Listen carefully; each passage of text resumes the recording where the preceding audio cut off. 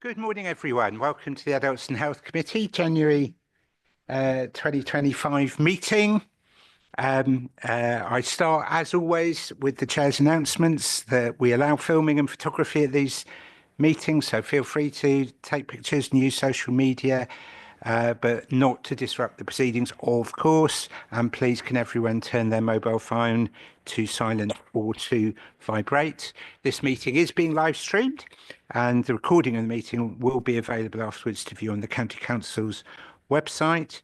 Housekeeping points: if you want to speak, just raise your hand, and myself and the Vice Chair will be watching out for that and compiling the speakers list. In accordance with the Constitution, I will briefly adjourn the meeting for a comfort break if the meeting exceeds 2 hours. There's no fire alarm scheduled for today, so if the alarm sounds, I will adjourn the meeting and will leave via the side doors here on my left and use the fire escape next to the kitchen to make our way to the assembly point, which is in the car park. Before we begin, I want to extend first a warm welcome to Sally Cartwright.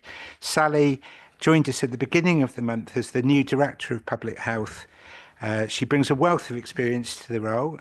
She worked most recently at Luton Borough Council, where she led the delivery of post-COVID priorities and saw Luton become the first Marmot Health Equity town. Sally, we've begun to get to know each other already. It's great to have you here. Can I ask you to say a few words to introduce yourself to the committee?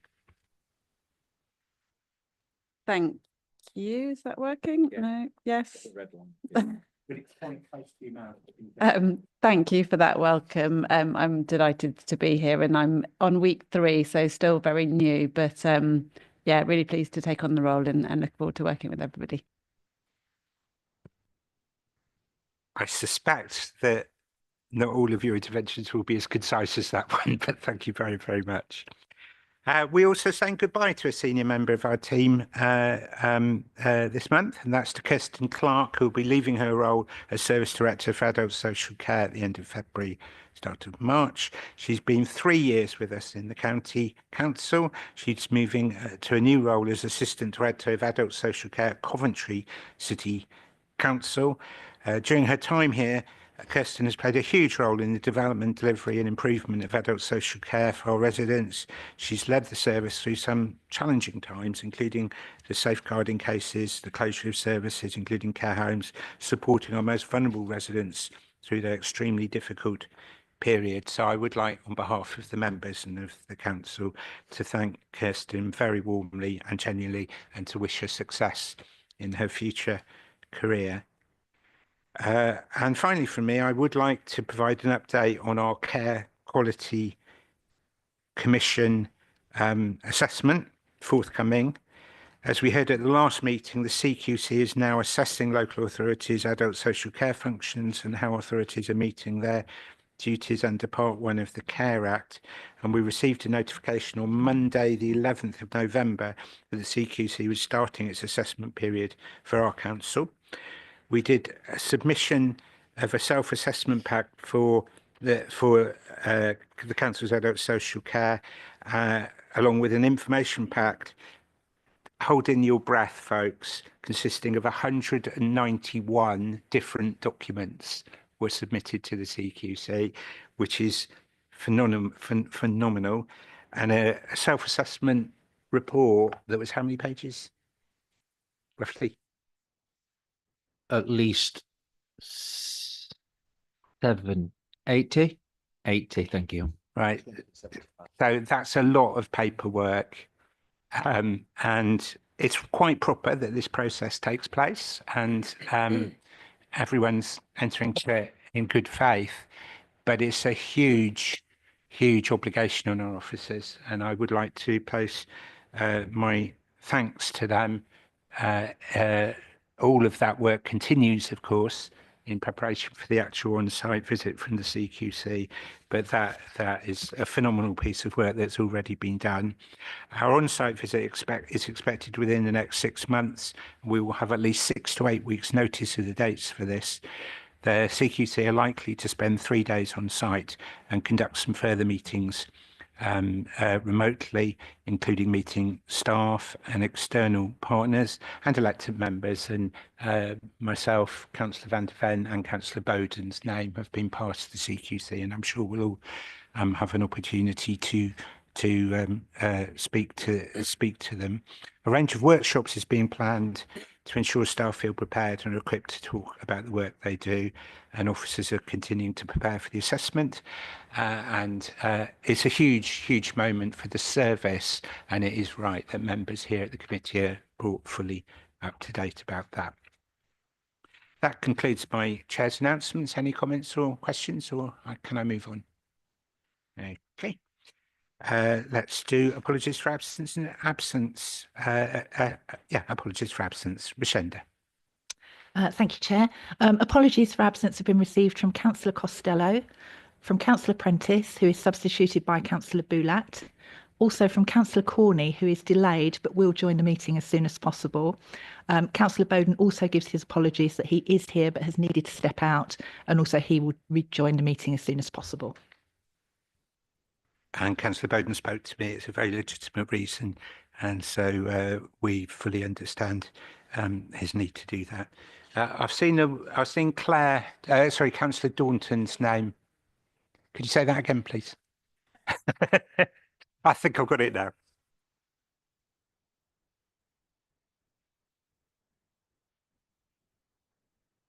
It's a good reminder. So, and this is to the officers looking at the back. Hello, folks, by the way. You pick it up and you put it closer. You don't lean forward. You pick it up and you put it closer.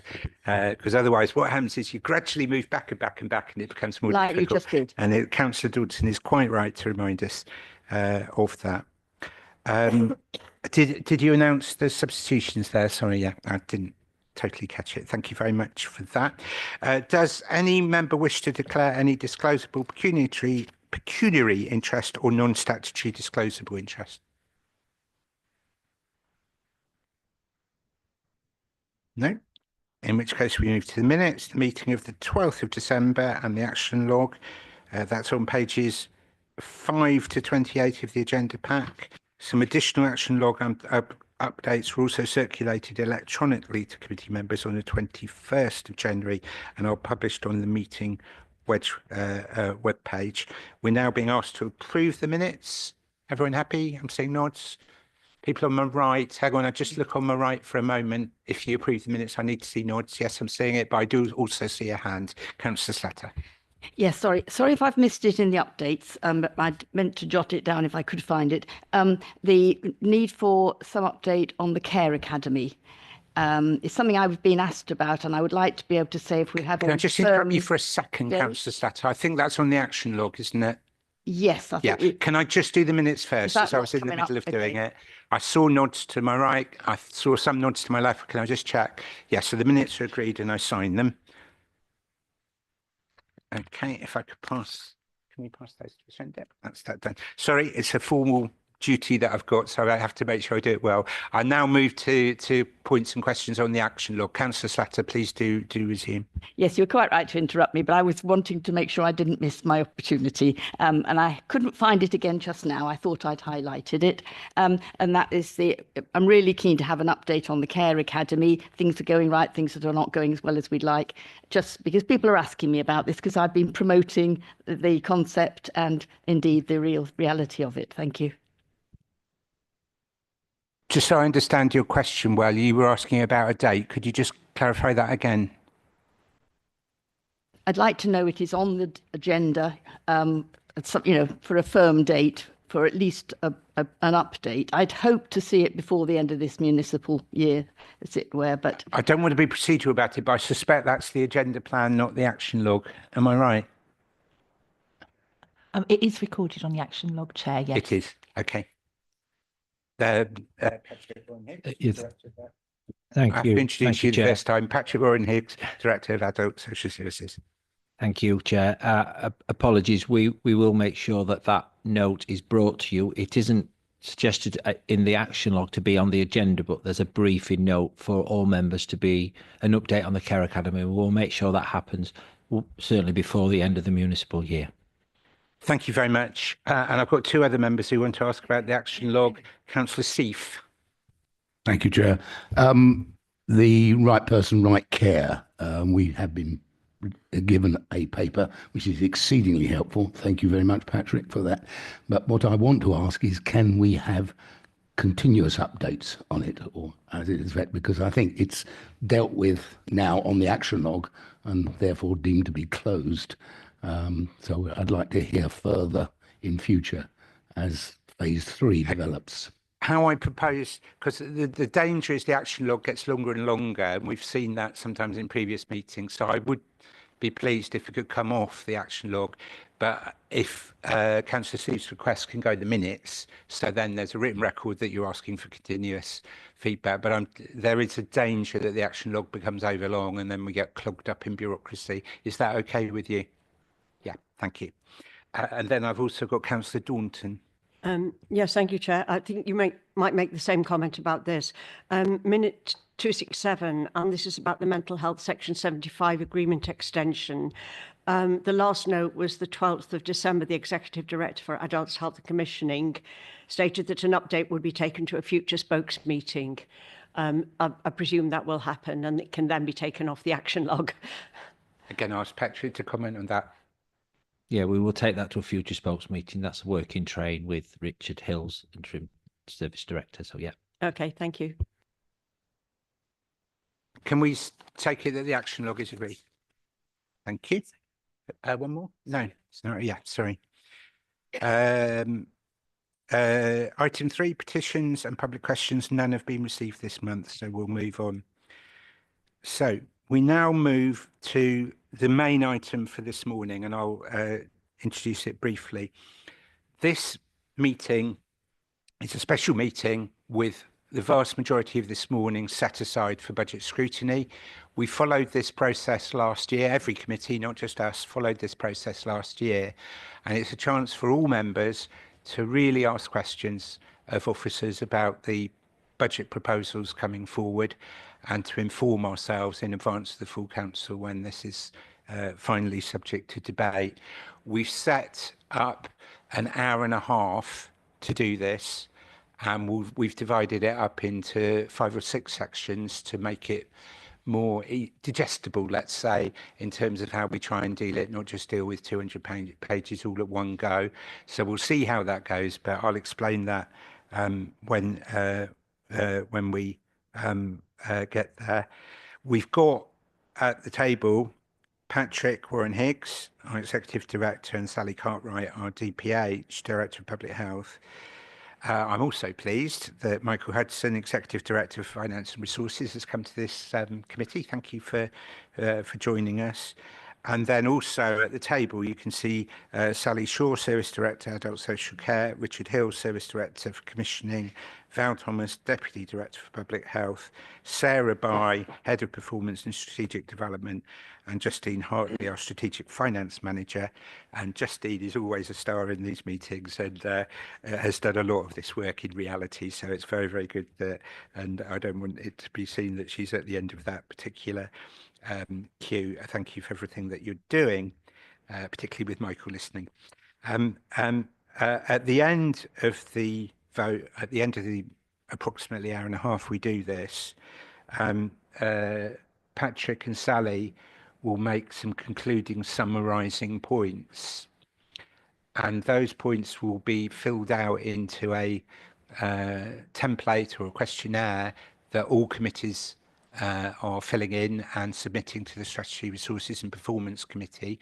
And so the Strategy, Performance and Performance Committee, Resources and Performance Committee will then pick up on any comments that we wish to make as a committee and can amend the budget proposals accordingly. So it's a very real process, this, and I commend it to you.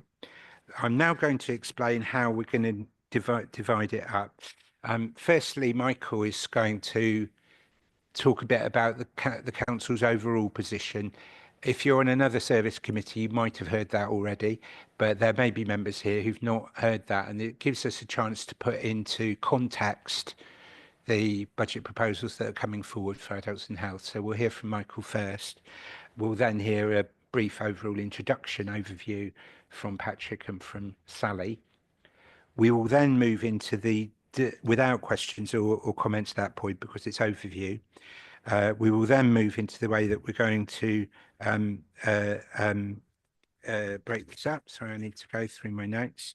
The first section is going to be on demographics, inflation and demand. So these are overall points about the finances, following on from what Michael says and following on from the demand that we see and some of the financial assumptions that are made. So that will be the first block of comments and questions. Next, we'll look at the investments, where we're trying to put more money in and why. So we'll have a block on that. We're then going to have a block on savings, where savings come in. And of course, those are particularly difficult decisions. No one would hide that. And so we will particularly scrutinise where the savings proposals come in. We will then move to capital projects and capital spending. And we'll have a block of comments or questions on that. And then finally, we'll look at the fees and charges and take any questions or comments on that. If I hear a question that I think is better dealt with in another section, can I apologise and say I probably will stop you and say, can we do it under so-and-so section later? And the aim of that is to have the most coherent and logical and understandable debate rather than a debate on 200 pages all at once in every different direction. So I hope very much that that will be possible. I will at the end say, is there any other question that any member wishes to ask that you haven't had a chance to do so? So there will be a catch-all there, so no one will be prevented from raising something at any point. Under each of those headings, I will draw attention to you on the specific pages that you might want to have open as we discuss that theme, so that, again, it's as understandable as possible for members participating and for those that are watching us. That took me a long time to say, but I hope it's going to make a better discussion. Is everyone comfortable with that? Any clarifications needed? I'm seeing thumbs up and nods, so thank you very much for all of that. In which case, firstly, I focus on Michael and the overall position of the authority and what that means for us. Michael Hudson. Thank you, Chair, for that excellent introduction. And for some councillors, this will be the second time hearing from me. For a few, I think it's the third. So I think your excellent introduction, Chair, means I can shorten my my section as a result of that. So just to confirm, on the 17th of December, Strategy, Resources and Performance Committee put forward the draft budget proposals for scrutiny and consideration. That included from the Service and Policy Committees. This is the last Service and Policy Committee to take place in January.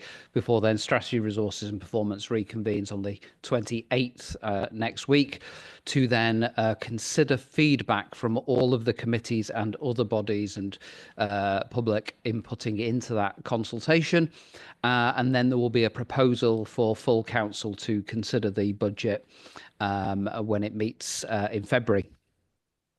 So therefore, it is crucial, given that it is next week, that we capture the feedback and any proposed changes, amendments or clarity that is sought to Strategy, Resources and Performance next week. So we will capture that, I think, as we're going along and at the end, as Chair mentioned, just so that we are really clear in terms of anything that comes out from this committee. So we welcome that scrutiny and challenge, and certainly when we go into the section on demand and the separate paper that's been provided, I think there's plenty of chance there for some really good debate around what some of the assumptions are, the robustness, and certainly even the learning from 24-25 to take forward into that. So just a very brief summary of the corporate position, which you'll find at section 2 of the paper. You will see at paragraph 2.4 and then the following table that overall the council has faced a number of areas of pressure, growth, demand and investment. And you will hear from Patrick in a moment in terms of that in relation to Adults and Health Committee. Overall, across the council, that's just over £75 million worth of pressures to stand still. Unfortunately, the funding available is just short of £33 million. That is on assumption that the adult social care levy that was previous years continues at 2%, alongside general council tax at 2.99%. That was confirmed through the provisional settlement on the 18th of December, so the day after Strategy and Resources Committee considered the proposals that you've got in front of you. So I just wanted to update members that assumption that was in those papers was confirmed by the provisional settlement, and we see no changes going forward. That also confirmed the grant positions. They are updated in next Tuesday's SR&P papers, and will be considered there. But again, no change to note for this committee in terms of its debate today. As a result of offsetting the funding changes, therefore, from grant, council tax and business rates, the council still faces just over £34 million worth of savings and income requirement. And therefore, over the past 9 months, Officer has been working with councillors, bringing forward a range of proposals which were noted in Table 3 in the Strategy, Resources and Performance Pack. And then we've broken that down for each of the committees, and you'll see following on from Section 2 at Section 3, and then in Appendix 1, the table relating to the growth, the pressures, the investment, the savings and the income set out there, and something that therefore is to be scrutinised today. I will leave it there, Chair, and hand over to Patrick. Okay, thanks, Michael. Excuse me. Good morning, everybody. So today's proposals are based upon the delivery of the Council's strategic ambitions, in particular for a more caring Cambridgeshire. Those proposals support the corporate ambitions of Ambition 4, which is around people enjoying healthy, safe and independent lives through timely support that are most suited to their needs, and Ambition 3 around health inequalities are reduced. And really where we want to get to in the narrative we've got a strong sense of direction around is about major change needed to support the changing demographics and dependency of our populations. The good news is for many people we're living longer and into later life, but that does mean for some people they're living with complex disabilities and long-term life-limiting conditions. And it's about how do we ensure that we support people in the most effective way at an earlier point in their lives, so that they can maintain independence and avoid and reduce the pressures that will place on statutory services, including adult social care. Home First continues to be our ethos, particularly around focused in localities, and that remains central to our delivery. So our focus very much on community-based, locality-based solutions with a Home First ethos. Prevention and early intervention are at the heart of everything that we do and everything around achieving this.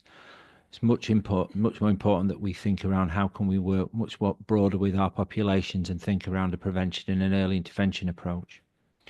And identifying and addressing health inequalities in achieving that is critical. I'll hand over to Sally now just to add some further context to today's presentation. Thank you. So the proposals are set against a backdrop of challenges, and these are around various elements of the position across the council. So increasing market prices for purchasing care, social care, workforce recruitment and retention challenges, unpredictable demand for services, and an emerging national political landscape as a result of recent government changes. There's also cost pressures within and managing inflation within provider services that has to be managed through budgets as well. Thinking about public health lens, it's important as we go forward to make sure that we're understanding our communities and working with them and partners to address health inequalities. And as part of our public health work, we will be looking for opportunities to make efficiencies, such as around digital and locality-based working and thinking about integrating services. And building in prevention, as already mentioned, will be really important for all of the work going forward. Just a few words on the public health grant. The increase has not yet been announced, so we don't know for certain yet what our budgets will be for next year, but we are working on an assumption of a small increase, and we will be able to update budgets further once the announcement has been made. And so we have just quite recently had some additional funding announced, looking at how we manage our NHS provider services and their agenda for change, so their pay awards. So we've had a small amount of funding increased into the public health grant to manage that process. But we are still awaiting confirmation for our drug and alcohol grant for next year as well. So the main public health grant has remained static, and we have needed to manage pressures across our services with a mainly static public health grant. So that does build in some challenges for our budgets going forward. But as we get the final announcement for going into next year, we'll be able to plan completely for our public health grant. Thank you, Sally. So if we can, Chair, we'll move to the first item. Just wait, because I want to help members go to the right bit. So in order to make this effective, you might want to turn to page 57, table 3. That's for the first section. That's probably the best table to be looking at. Just before we start that, Councillor Satter wants to come in. Thank you very much, by the way, for that introduction. I think that helps, and I'm going to be watching this again, I think, on record. And with that in mind and the public in mind, could we just have it clear from officers what the word pressure means in this context? Because it took me a little while to realise it actually means that that's not going to be as much money as we need to pay for what we've already got. And that's and our new Director of Public Health, welcome, has made that very clear, but gently. And I think we actually do need to be a little bit more clear in the words we use. And thank you. Good. Can I ask Patrick to include that in his presentation of the next section, which I know he will do. So can I invite you to look at table 3 on page 57? And I'm going to ask Patrick and Sally to introduce demographics, which includes pressure, quite rightly, inflation and demand. Okay, table 3, page 57, Patrick.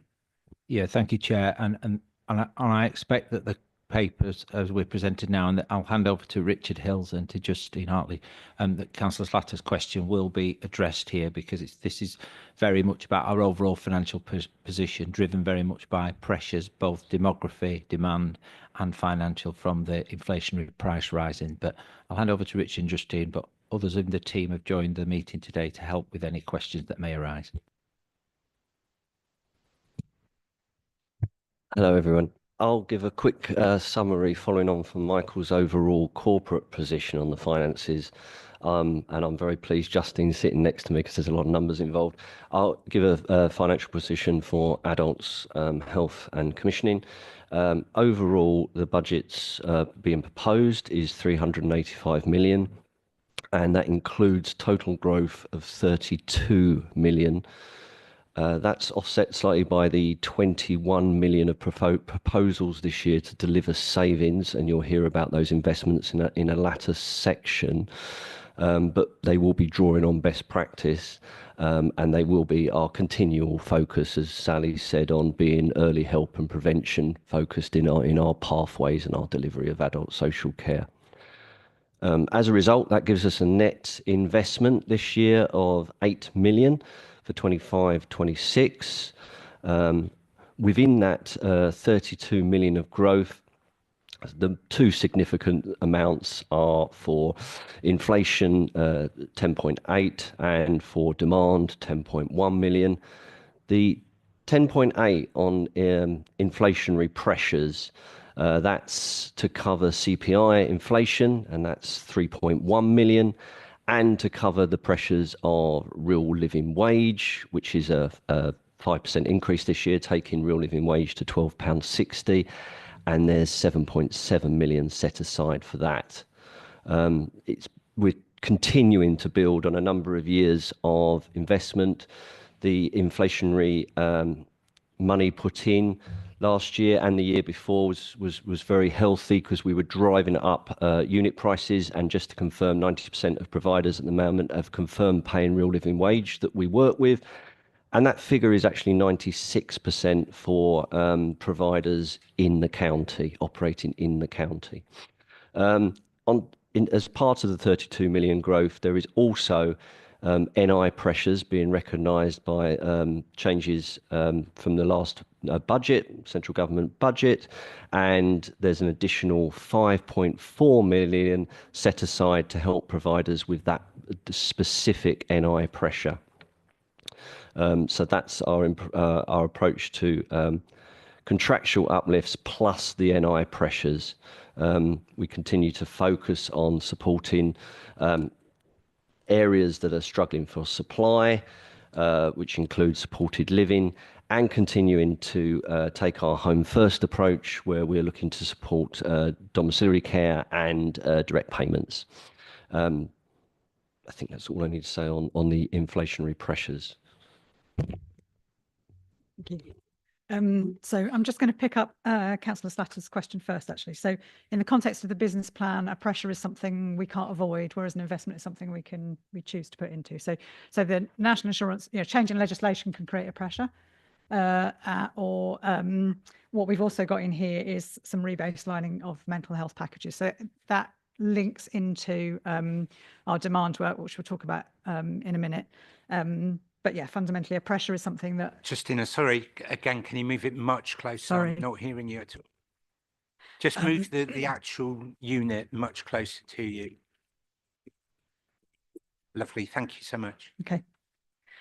So let's talk about demand. As we've talked about demand lots at committee over the past few years, we've seen how difficult demands can be to predict in adult social care. I sent you all a briefing note, hopefully, which you saw yesterday. And what I was trying to do in that was kind of set out some trend graphs, because I think sometimes pictorially it's easier to see the movement that you've had in the numbers of people that we are supporting. So obviously we're working with those trends. We're looking at the best data we've got. We're trying always to predict forward as to the number of people that we will be working with going forwards. But it is quite volatile, and it can change quite quickly. If you have a severe winter, you get different shifts in the numbers of people that we're supporting quite quickly. So looking at that, certainly older people for 23-24, we saw this huge growth in our numbers of home care packages, but we haven't seen that in the current financial year. And partly, I think, perhaps because we had a milder winter last year, that carried forward, and then we started to sort of see drop-offs in numbers. So at the beginning of this year, what we're not seeing is a slowdown in numbers of people coming through the door, but it's about when those packages end more than anything else that creates that volatility. So what I've tried to do is set out for you in that briefing note some more details on each of the sort of cohorts of service users that we've got and where we take those demand calculations from.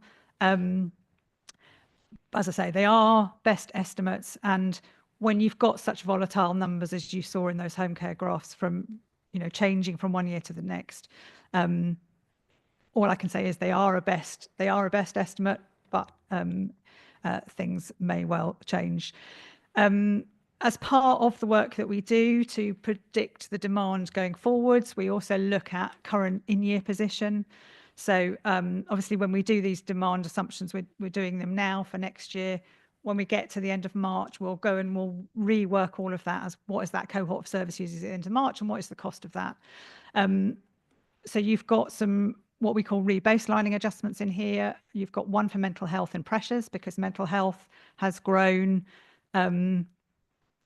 at quite a significant percentage rate, and some of our mental health packages are quite complex. They're quite, a small single package can be relatively expensive, and can change the financial numbers quite quickly.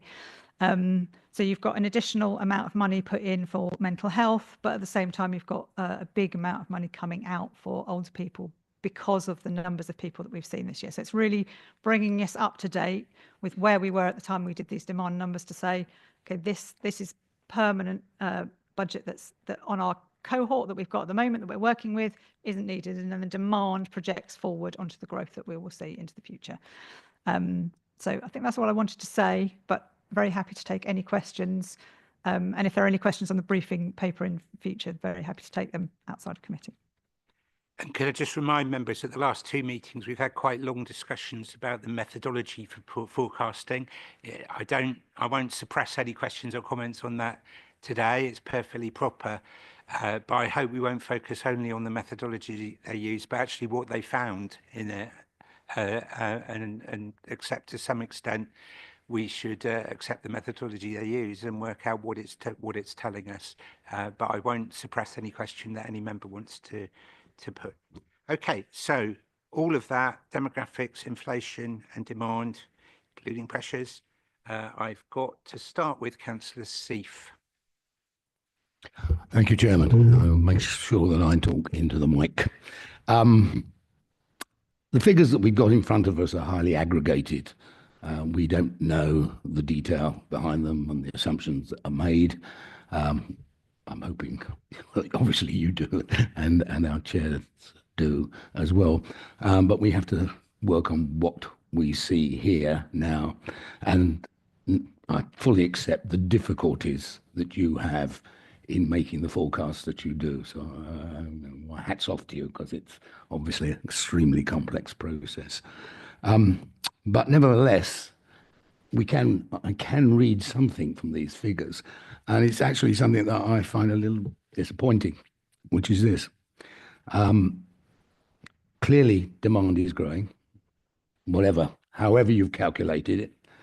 There is a particular demand I'm assuming you have recognised, which is a growth that is going to be, or has taken place, and it will continue to take place in the number of housing developments throughout Cambridgeshire. And although probably a lot of those people coming in are young people moving up from other parts of the country, they will have elderly people coming with them. And there's quite a number of examples that I've actually come across where people in their 60s and 70s have moved up to be with their children who are living in this area. So that perhaps that's not for this year. I will accept that. But as we look at the projections over the next 5 years, the thing that really strikes me is preventative measures and the preventative budget, whether it's LDP and prevention or public health, are static. They haven't moved from last year, those prevention budgets, and they haven't moved other than for inflation in the future years. And that worries me, because I think, and I'm not quite sure what all those measures of prevention are, although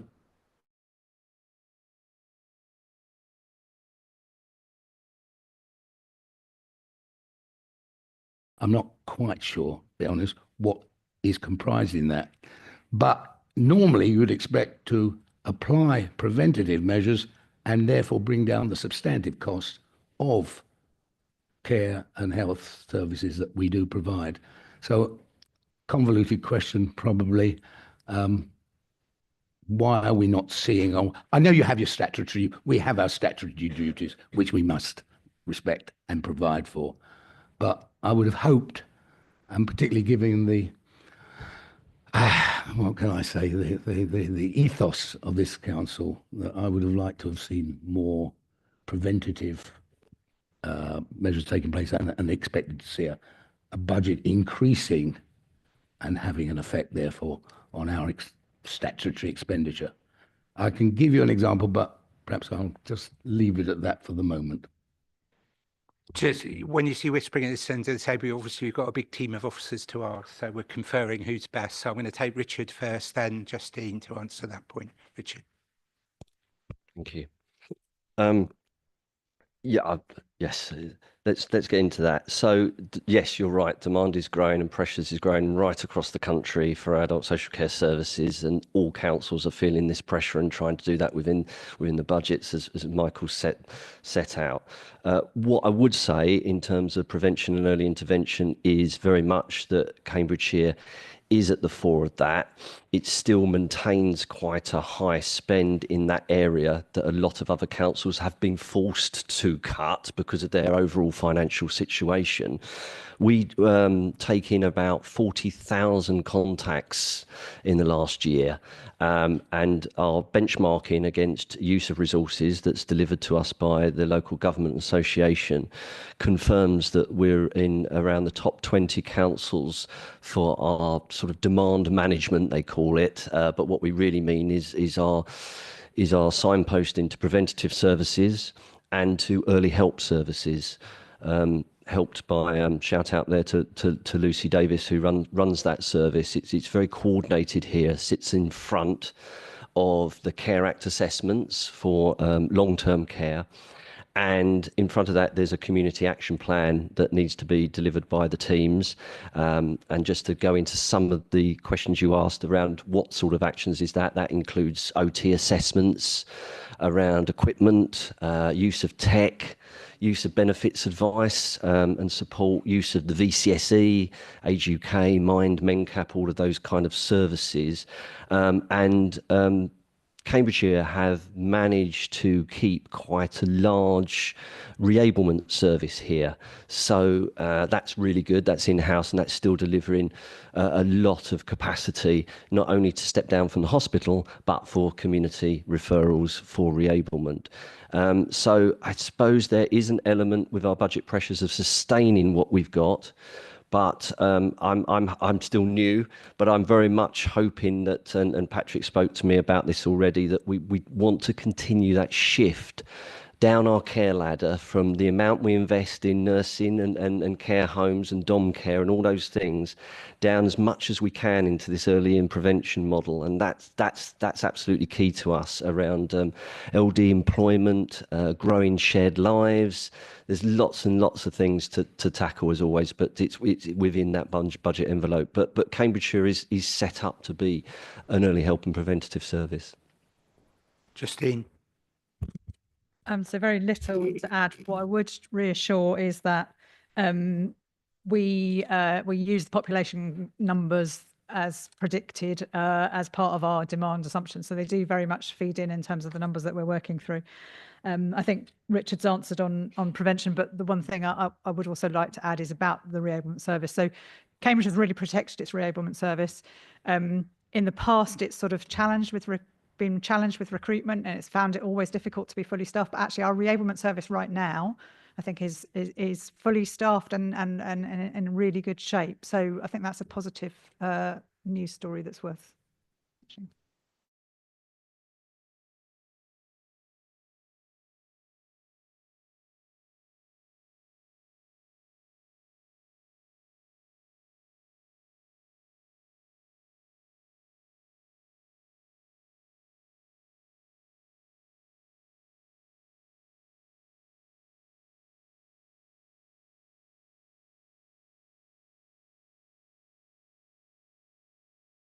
Care. Actually, it will be in earlier in communities, it will be seen in GP surgeries, it will be seen in dentistry.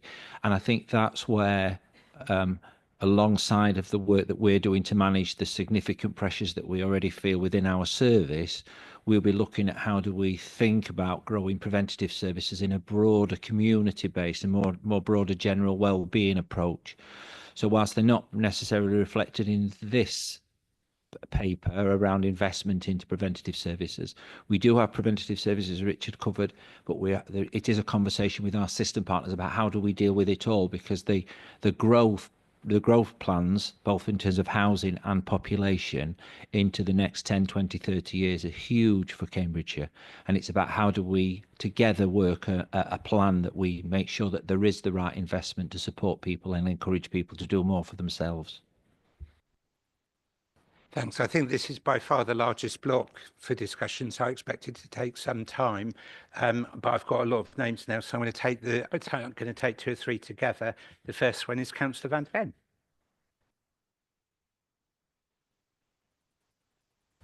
Thank you.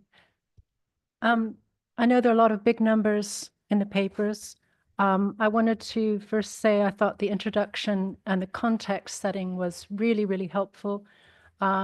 You've talked about Home First and Care Together as part of that context. They don't figure in the big finance tables. And given the discussion we've already had on the kind of primacy of community-based, local-based prevention, early intervention, and needing to build our community services, and then considering the really very significant success of Care Together, not just in the 41 care microenterprises, which are noted in the paper, but also in the older adults social inclusion grants, which have brought, I believe, an element of physical activity into some existing community groups, but also fulfill this ambition.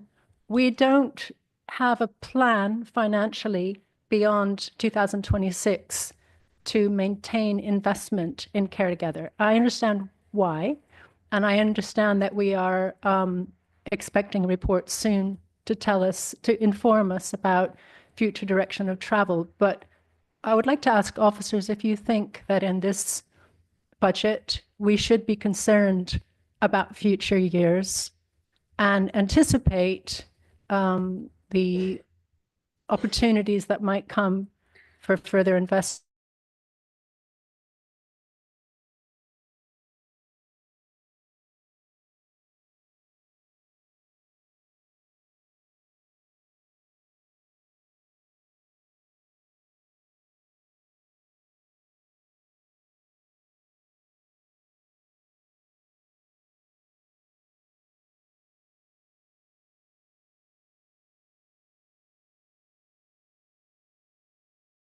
Isn't a reflection of officers, and the situation we are in is the result of 15 years of Tory cuts to adult social care, and that's the basic thing we're looking at. And I want to welcome the extra spending we're going to get as a result of a new government, but I think we've got to be quite clear that it's not enough, that we've been in crisis. It's a bit difficult to say it's in crisis when it's been an ongoing chronic failure over year after year after year, but we are looking at a crisis, and that is the context of the budget we're looking at. So we're failing our older people and the people who need adult social care help. And we've got to do much, much more to turn that around over the next few years. And something that can be improved, and hopefully as there's been some improvements now, but we need much, much more improvement, is on our commissioning. Because while I've been sitting on this Adult and Health Committee, I've been appalled that I feel that we've been getting terrible results from our commissioning. Time and time again, you see something come up for tender and the authority would like it to be in the public sector or at least in the charitable sector, and it goes to a predatory private company. And so the public sector contracts that are working are at risk, and the private sector contracts that are failing seem not to be subject to any competition. And we've got a system which is biased against the local and the community in commissioning, and it's above all, it's biased against the public sector in commissioning. And so we've got a government which is saying we've got an economic crisis, and undoubtedly they have inherited an appalling economic situation from the Conservatives. But that is leading to being given as a reason that we can't immediately invest huge amounts more money in healthcare. So we've got to say, where is the money going to come from? And I'm looking at the huge corporations that are doing some of the work in social care and health, where large amounts of money is going through to these people, and eventually it's ending up in the Cayman Islands or Jersey. And we don't want to cut our staff wages. We should be improving the wages, particularly in social care where it's terrible. We should be improving the service that people are getting. And the one place I feel that there should be less money going through to is private profit.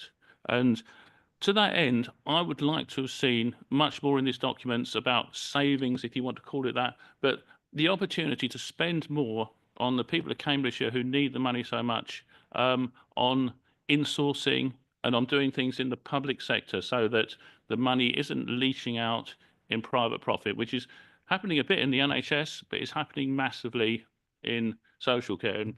And yeah, that is where I see the opportunity, because we have a social care system where we absolutely need to see big change, huge change, and we're working to put things in the right direction, but we've got to do so much more.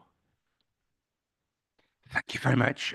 I'm sure officers will come back on that, but there's one element about that, about contract management, that will come up under investment and savings. So if I can ask officers to hold back on that element until we get to that section. But I think the overall points you've made, I'm sure officers will want to respond to. Councillor Slatter, please.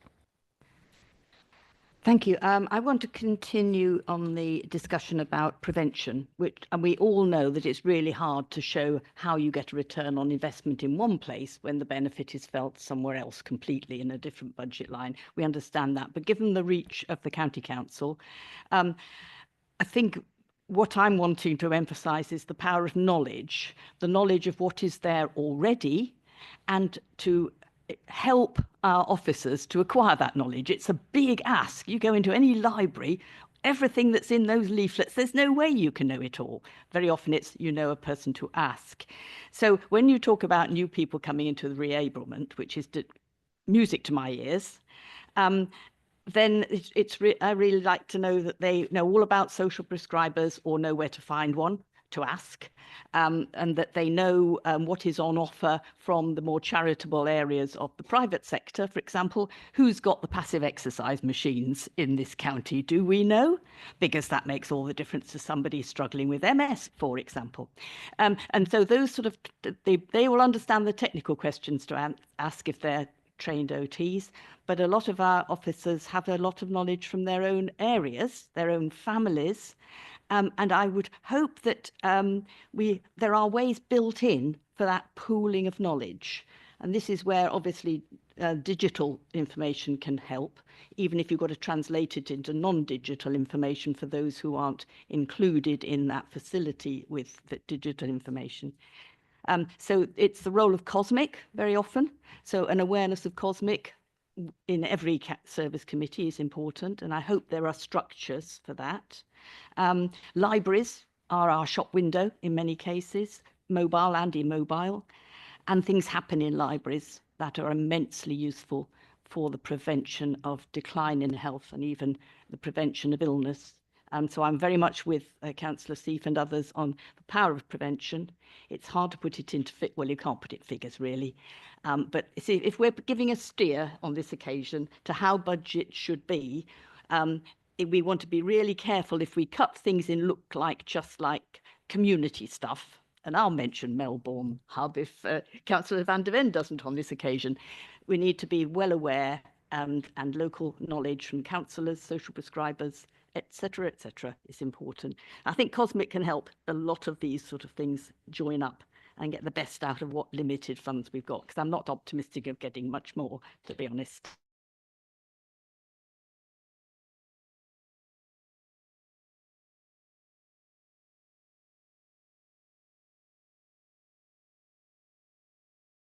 But that's not really a question that I would reasonably expect you to answer. Okay, I'll just add a couple of points to other questions. So I'm also interested in the answer to Councillor van der Ven's question. But the question I would add to that is, you know, we've been consistently told that Care Together isn't an add-on, is how we're changing commissioning to have local neighbourhood place-based delivery. And so I wonder how that can be reflected in the headings or the notes. You know, we've got a strategy discussion in March when we're going to be discussing that more fully. But I wonder whether we shouldn't be structuring or organising our business planning to take account of that. And very similar, I won't comment on Councillor Black's comments, which is, it's for people to hear and to respond, and Patrick will respond in a moment. But we've got a policy of insourcing. Again, we're expecting to see that as part of the strategy paper in March. But is there anything in the headings and the notes of business planning that should reflect that? Or is it invisible in there? And should it be invisible in there? Those are my questions. It'll be Patrick first, then Richard. Patrick. Yeah, thank you, Chair. So I'll respond to Councillor Black's point, and then I'll hand over to Richard around the care together aspects, but I can come in if need be.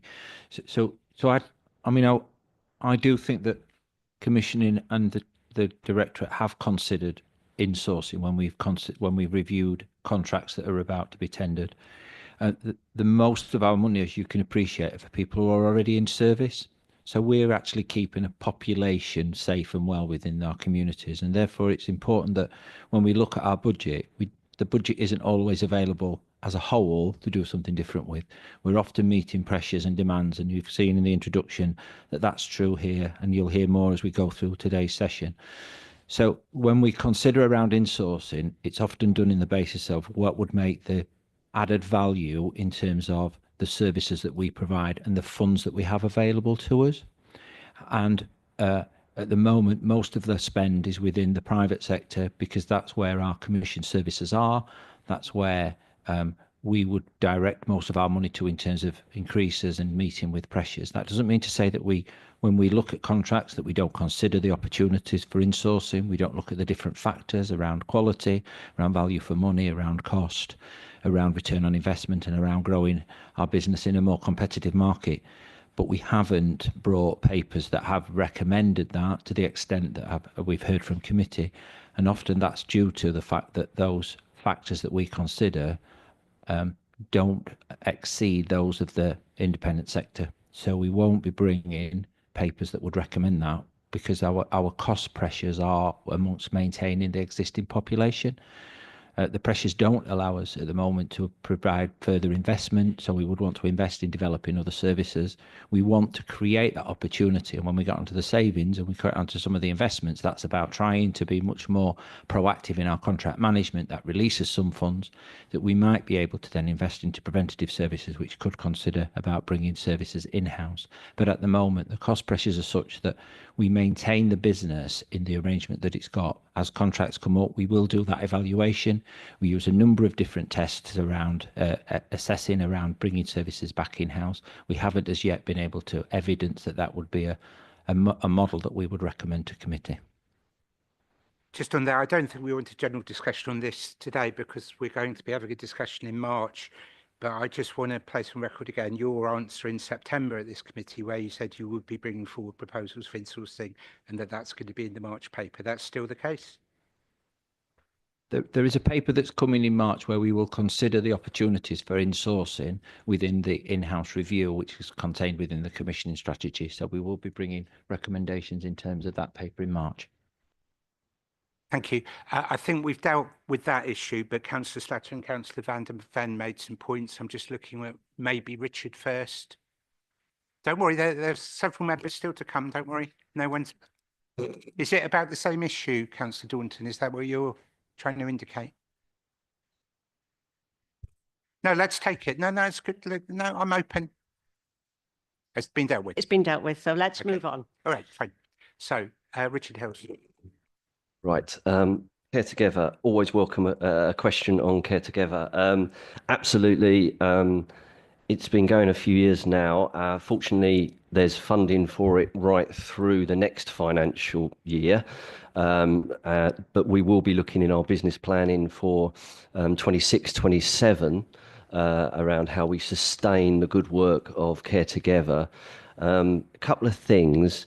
It's not yet scaled up, and I know both yourself and the chair have made that very clear that we need to scale it up. So we are looking at how the commissioners that are working on Care Together move into a business as usual, place-based offer that takes all the learning from Care Together.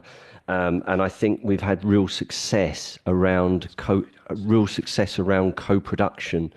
from the Care Together model, and we want to sustain that, because I think that's been really good in terms of the grants we also want to sustain that because that's had a real success story out in that seed funding, that where services, rather than services having been commissioned directly by us, we have provided a grant and had a bid process where the community has said what it wants.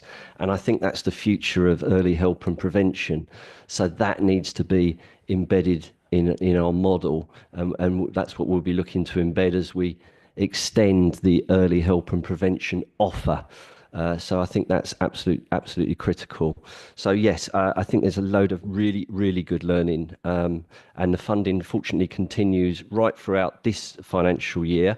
And what we want to do with that is use that opportunity to start remodeling ourselves ready for 26, 27, so that none of the Care Together offer is lost in the system. And in fact, we can hopefully build on some of that when we're providing scale right across all our place-based offer. So I do want more of my commissioners to be in a place-based model, which actually then goes on to the latter question of how do we do early help and prevention, and I do think we will obviously keep a real central commissioning offer for building the frameworks and the governance and all the things we have to do centrally. But these frameworks and governance will be really modelled on handing out to the place-based offer and getting our commissioners much closer. What I would say also around that early help and intervention model, when they do a community action plan, it is absolutely that. It's looking at the signposting, the community assets on the patch. So it's very much looking at how they pull in those other elements alongside reablement and OT assessments and kit and the things you'd expect. It is how we pull in that wider offer. And some of that is learning about the listening that we did with Care Together through those partnership forums that were built as part of that offer. Thanks. I'm going to take Councillor Daunton and Councillor van der Ven coming back just on the Care Together point, because they both want to drill down a bit on that. Councillor Daunton.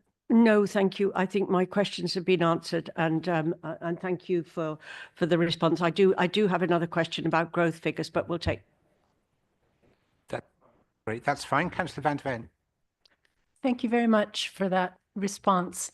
I wanted to be sure to identify the work that has gone on through our commissioners to encourage new people into the care market to set up these small businesses. And so what I would hope would continue to happen is exactly that. I know you mentioned the co-production workshops and so on, which is part of that process. But I think the very practical, true outreach into the community to foster interest in taking on something completely new. And there are various types of support that are important, and national insurance may be one of them. But there is a range of support needed for these tiny businesses, and that practical support is really crucial in the way that we continue the program. Thanks. And I think there was a comment rather than a question, was it? Please take note. Yeah, okay, I don't come back because we've got lots of business. I really liked your answer, by the way, Richard, because it was not about setting aside some money and we'll get more. It was about mainstreaming it in the service. I loved that answer. Thank you. Three more members now. Councillor Daunton has been patient, so it is now her turn. Thank you. I think Patrick and Justine, you mentioned the growth numbers that are in the papers, the population growth, and the population figures up to 2021, and then between 20 and 24. I just wanted you to comment on the fact that we, population growth, new communities, and health facilities in new communities. I mean, the County Council really is, I suppose it's too strong to say, maybe at the mercy of planners and the ICB on the provision of health services. And I just wonder how much pressure we can put or partnership working with those organisations that will allow us to spend our money more wisely, or have access to other sources of funding, which at the moment seem to go through other channels rather than through the county council. Thank you very much. Councillor Howell, please. Thank you. Chairman, if you don't mind, I'll just make a small response to what Councillor Black said. I know you didn't want to, but I will.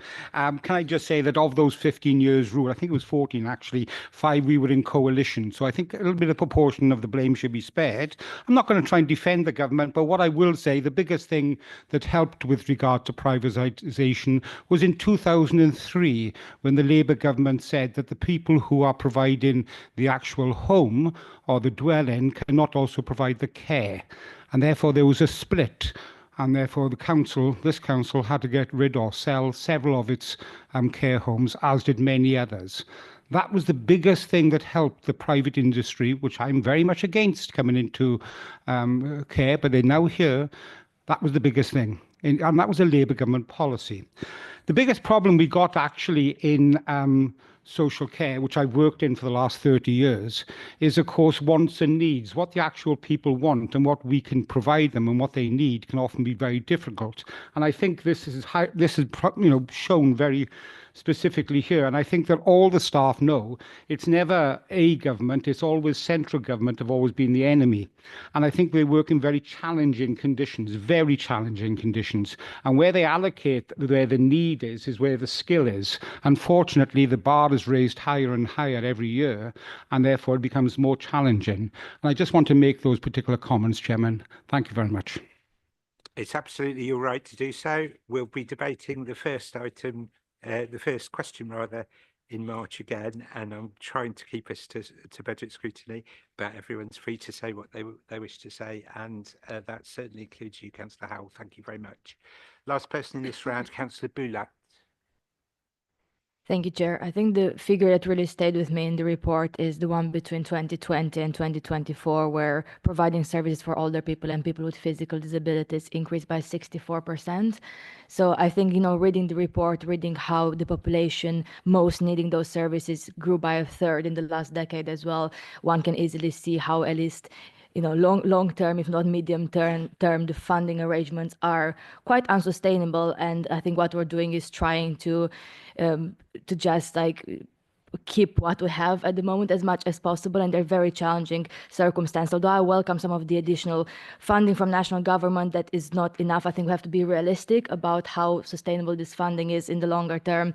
And what I'm interested in is to hear some views around what the government announced about the independent commission to transform social care. Some people said it's too late. Some people say we actually need that time to actually have proper long-term recommendations. So I'm quite interested in this question as to how we can actually input the local knowledge from local councils, local authorities into that wider review, because we do need longer term solutions. Those challenges, the population pressures will increase inevitably over time. And I think if we don't address those longer term solutions, we'll end up year on year having very similar, if not even more difficult budget discussions. So the question is how we as a council are involved in those discussions at the moment. How do we expect to be involved, and to what extent do we think the independent commission, national reviews in this area actually will take account of the local knowledge and data that we have in the authority. Thank you. Just before I ask the officers to come in, I think that's the last question on the first block. So I'm going to add in one more from me to Justine. You're very interesting. It's clearly on the point of elderly persons' demand. We've discussed it again at successive meetings, but it's the big truth really in this budget that there are many savings there. They're not cuts. Every elderly person who needs a service will get it, right? There are no cuts here at all, but we are seeing a reduction of demand that looks like a very big saving. And by no means the first time we've discussed that. But you made a very interesting point in your presentation, Justine. You said we're seeing the same number of people coming through the door, but the length of packages has reduced or is less. So maybe I didn't hear that correctly, but that's what I heard you say. And I thought that was a really interesting point. So I wanted to just check with you what you meant by that. Okay, that's the last round. I get on Councillor Boulat's point. I think Patrick's best placed to answer that. And just to say to Councillor Boulat, the Vice Chair and myself have already been in discussions with Patrick about this, and you're quite right to raise it, but he'll say his own words on it. Yeah, thank you, Chair. Yeah, thank you, Councillor Boulat. I mean, I suppose at this moment in time, the scope of the review and the engagement from the council into that review are still unclear and being formed. The lot of social commentary is about the timescales. So 2026 is one stage, which, given the pressures that we're hearing today, is challenging. But 2028 is really stretching in terms of what's the opportunity for us. But some of the output from the review is hopefully more around the policy aspects rather than the kind of fundamental changes in numbers, because we as a council are very clear about our growing population and pressures. And I think what we want to do is find a mechanism in which we can make representation through you as councillors, to our MPs, and through as an organisation, just around some of our, and as probably as our system, because it's the same pressures that the system is feeling. And whilst there's a lot of emphasis within the NHS and around the pressures on the acutes, if we don't address social care, then we need to see this as a holistic challenge facing us. The other aspects which we would often do in circumstances where there is a review is look for other parties that we're engaged in. So as a Director of Adult Social Services, I'm part of the Association of Directors of Adult Social Services, and this evening I'm meeting the President, who's joining the regional branch meeting for a discussion, and certainly we'll be using that vehicle as well as our professional bodies to make representation and be involved in those reviews. So we're hopeful that together we can pass these messages through. And I think the messages, Cambridgeshire is unique in that it's seen a growth which far exceeds other parts of the country, but also there are other parts of the country that are experiencing similar pressures around particularly older adults, and that is the growing pressures from younger adults with a disability. So we'll be making sure that we've got the right representation, and as and when the clarity of the scope of that review becomes clearer, we will certainly be coordinating messages back through the relevant channels into that review, so they're fully briefed on the pressures and the opportunities that we see going forward. And I'll make sure that we do bring this back to committee to keep you in touch with that. On the points made by Councillor Daunton and myself, who wants to deal with those? If I respond to your question first, Councillor Howard. So I think the point I was trying to make was not about length of stay necessarily, but about people leaving the service. Now, if you're moving on from dom care, obviously you can be going into a residential placement. But I do think that we're still seeing the significant impact of COVID and what that's done to the sort of numbers of older people that we're supporting. So, COVID, people died earlier during COVID. Very, very sadly, that then presumably reflects on our numbers in terms of people coming into our services, people leaving our services. But and a bad winter or a good winter, I think. I'm hopeful. I suppose I look at last year and I think we had a relatively mild winter, and maybe that meant people lived for longer over the winter period. And then we start to see that change in this year. It's really difficult to pin any of that down. But I think the point I was trying to make was we are still seeing people coming through the door. It's not that there are less people coming into our services, but the change between 24-25 and 23-24 significantly in the domiciliary care area is about people leaving our services rather than people not coming in. So it's always a net number. It's always about people leaving because they're still alive. I know these are brutal ways of talking about it. Is it numbers going down, but is it people just not taking out the service anymore? Is it people sadly being lost? I suspect some will go into residential care, most definitely. And obviously post-COVID, I think we've seen people staying at home for longer, having more complex packages of domiciliary care, but then going into residential care. So some of those people will have gone into residential care. Some of them sadly will have died at home with those packages around them. And I think maybe Richard wants to add to that.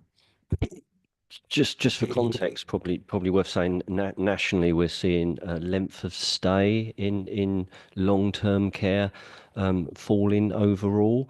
That's as councils move to a more preventative and early intervention based service, so they sort of preventing and delaying when people enter long-term packages and placements of care, and so that's a bit of a trend across the country. Just for context. Have we had an answer to Councillor Daunton's point?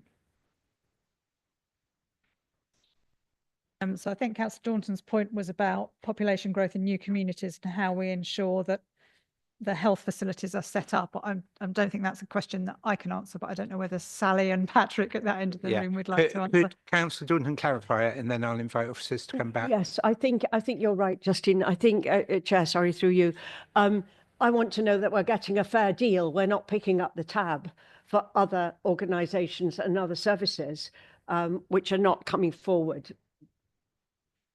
Okay, Patrick.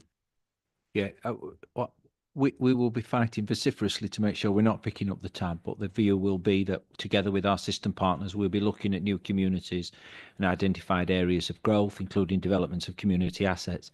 In fact, I was in a South Place board this week where we had a conversation around new developments in new communities, and actually the point was we should be much more creative and thinking around how we use facilities that are available, because we don't just want to create a new community centre and a new GP and a new dentistry, because they all have running costs, and actually together we need to think about how we work and make buildings much more fluid and flexible and meet the demands of those communities, with individual organisations taking representation around costs associated with it. So we are part of the discussion, we're part of the modelling, and we will be working with our partners to make sure that they will carry the burden just as much as we may have to around services that are placed into new communities. I'll come back on that, Chair, quickly. Okay, thank you, Patrick. I think that's really good news. So I suppose in future planning, we should see less pressure on our services as others step up to the mark. And I'm particularly thinking about the provision of GP services in new communities, and not just GP services, but related health services. Okay, I think that comment stands for itself, and obviously will be minuted. What I hear in that section is some pushback from members about, is there enough prevention in this? And Richard said you're standing still on it, and Councillor Seif and others have said perhaps we should go forward. We've had quite a few questions about, is Care Together properly reflected in the plans? Not necessarily more or less money, but is it properly reflected in the business planning? I've heard those. We're now going to welcome Councillor Bowden back, and we've divided this into 5 sections, and I'll announce each one so that you're up to speed. We're now going to move on. That inevitably was going to be the longest one, by the way, so we'll do the other ones quicker, but not over quickly.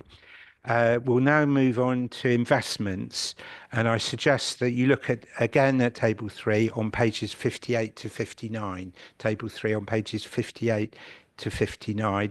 There is some overlap with investments and savings because some of them are invest to save, so there's some degree of confusion here. So officers, choose carefully when you answer the questions, and I'm quite happy if you defer some of the answers to the later section. So Patrick, to start, please. Yeah, thank you, Chair. I'm going to ask Sarah to introduce this section, but again, the team are ready to be supportive of Sarah and provide any responses as needed as the committee raise questions. Sarah. Thank you, Chair, and good morning, committee. So the section I'm going to just give a bit of an overview to is the investment. So these are investments in our business planning proposals, so kind of outside of the investments that we've talked about that Justine and Richard outlined around national insurance, etc. So across the council, as we heard from the overall financial position, there's been limited opportunity for us to invest, and all of our investments have been into invest to save schemes, where the level of savings will meet or exceed the value of the investment that we are putting in. So investments in service delivery have been focused on increasing short-term capacity, but in order for us to deliver long-term future efficiency and productivity. And that also means that we are focusing on the improving experience for people who are accessing our services.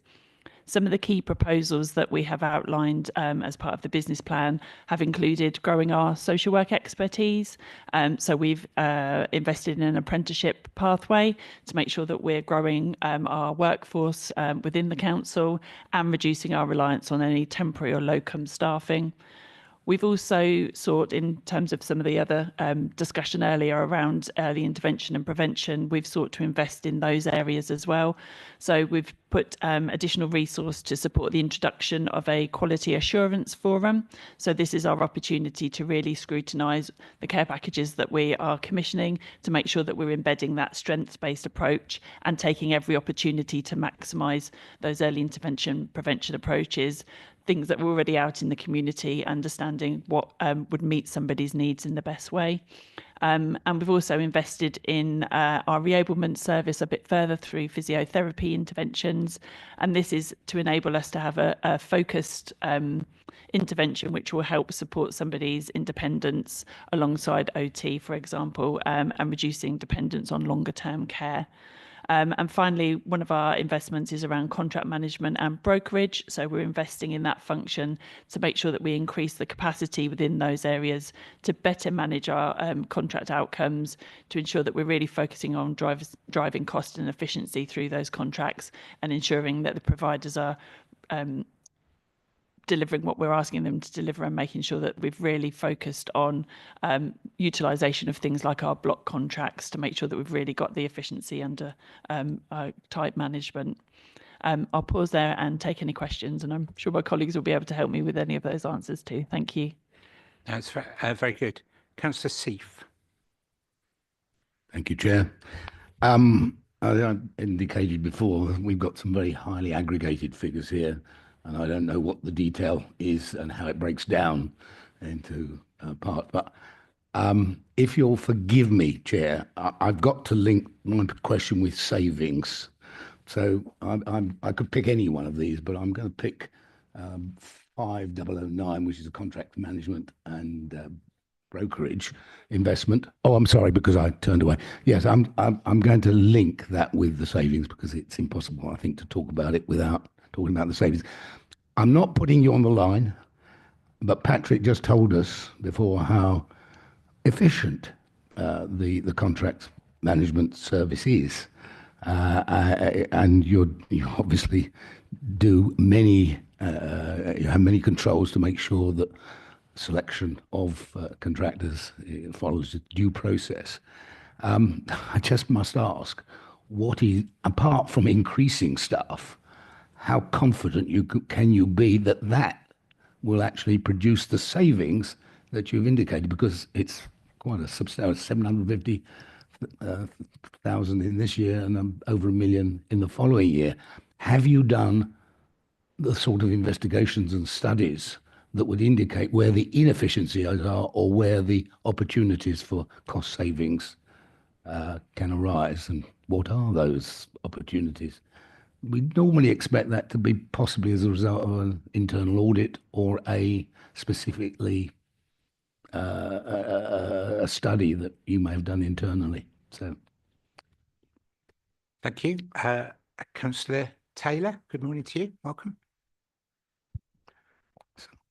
Thank you, Chair. I'm going to pick up on the invest to save. So we're looking at putting 177,000 into the double up care provision. So what I would like to understand is what capacity, how are we going to make sure that the person that we are caring for, if we're looking at, I'm presuming that we will take away an extra care provision, how are we making sure we're safeguarding the resident having this care, and what type of opportunities are there to support this invest to save? So how are we going to do it? Because obviously each individual will have different complex maybe care provisions. So I'd just like to understand, if we're putting that money in, how is this going to look and how are we going to safeguard our residents on this? Thank you. Next, we have Councillor Daunton. Thank you. So on the same theme, invest to save, where are we investing in new technology to save and also to make a leap in care? And dare I mention it, where are we investing in AI or in research into the use of AI in adult social care? Thanks. Anyone else on investments? Councillor Boulat.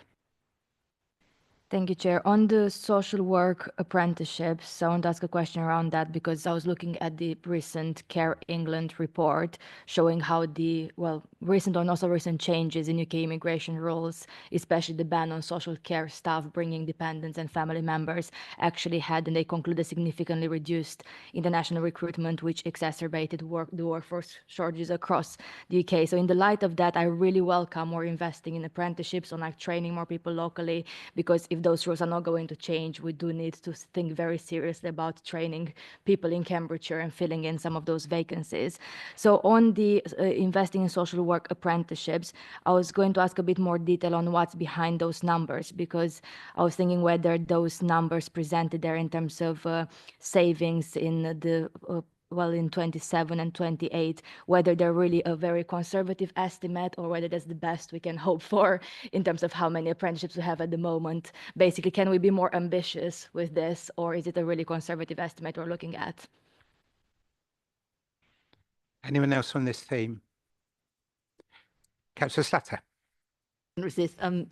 On page 60, the double up care provision, I'm afraid just my own experience leads me to think that if we can avoid double up care, we should, because it's not very good for the person in the middle when you talk over them. And very often with care, we can defend the carer from back problems, etc., if there is cooperation. Not saying that unpredictable or very heavy people, but there are ways around this. And if we are just bearing in mind now, do we have to double up? If we're asking ourselves that question, if that's what the investment is into some of the answers you can make, I'd welcome that. I know it's only a tiny budget line, but it caught my eye. Thank you. Councillor Van Ven. Thank you. As it's a rather large figure, 30 million, and accommodation for people with complex needs, I feel it warrants a question. I know it's made up of a number of parts, and those parts are varied. And I understand that there is a challenge in developing that accommodation, and I wondered if you could tell us how confident you are about our ambition to do what we've set out to do. Just hold on a second. Any other member? Just a word from me before I bring in Patrick. I think the aspiration for better contract management is right. Does that mean that we haven't been well managing contracts? No, I don't think so. I don't think we should say that. But can we better manage contracts? Yes, we can. And I'd be the first to accept that. And I think it's the right aspiration. And it's one of the ways that we can improve value for money, but also quality. And so, I think we should be honest enough to say that we can do it better. And so I'm pleased to see this proposal. The only thing I want to pick up on in what Sarah, you said, is that you talked about the new Care Quality Forum, and you said it's to improve outcomes and save money. And I think that's really important, that it's both. We have to save money, whether we like it or not, we have to be very conscious of cost. So we can't disagree with that, nor should we. But we mustn't allow the culture of what we're trying to do to be all about saving cost. It must be about the quality of service, and it must be about better outcomes for the service users. And you've heard me say that a good few times, but I'm going to carry on saying it because we set the tone for all of this. And so what you said, Sarah, about quality and outcomes is for me as important, if not more important, than cost savings. So I just want to place that on record. I think Councillor Seif wanted to come back before we bring officers in. Thank you, Chair. Just to respond to the point you're making there, I mean, I fully agree with you. The aspiration must be to do as well as we can and to make savings in that process. But perhaps I should qualify the question I put to you. It really is about how confident are you about the figures that we have before us? You know, where do they come from? I mean, have they been, have been studied? I mean, Okay, that's the I point. think that is understood, but thanks for clarifying. Did you want to clarify something, Councillor Van der Ven? No, I perhaps misunderstood that. Okay, Sarah first. No, Patrick first. Yeah, thank you, Chair. There's a number of questions there, and I think the team will answer those. I just thought it might be helpful to help them out and just some response. So in terms of the contract management, and I'm sure Richard will come in on this, so we have done some focused contract management work. So we have contract managers that work right across, but we've done some focused work around contracts this year with the team, and we've been really successful in terms of maximising the efficiency of those contracts and generating some financial outputs as a result of those pieces of work. So this is building on that experience, and I'll allow Richard just to cover a little bit more detail on that. But that's been as a result of a deep dive into one particular area of our business last year that we focused on this year, and has really seen, in fact, we set a budget and we've exceeded that budget. So there is a significant level of confidence around the delivery of this particular saving, but we are rightly so that we need some additional capacity in order to generate that kind of return on investment to make sure those contracts are delivering. But Richard can come in on that.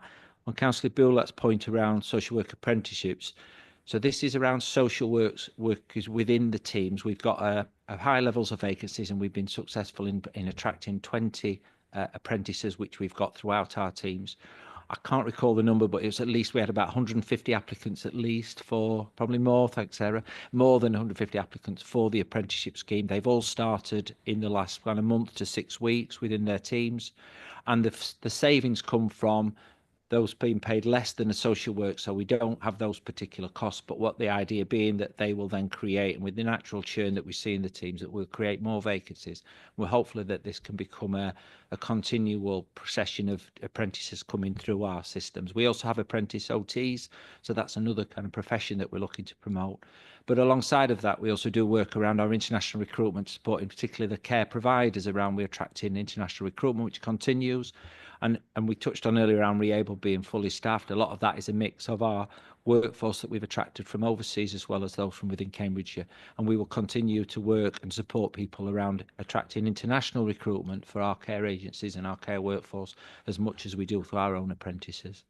And then finally, on the 30 million, that there's a section on capital. So if we could just pause on that one, and then we'll look to answer that one when we get to the capital slide, if that's okay. Councillor Van der Ven. I'm probably going to go on the quality assurance. If I go to Sarah. Before I do, can I just give some guidance to officers as well as members? I'm going to try and do this by 12 overall. So reasonably concise presentations and answers, please. If members are not happy, they'll ask the questions and you come back again. But can you just, in order to do this, I want to try and finish by 12 if possible. Richard.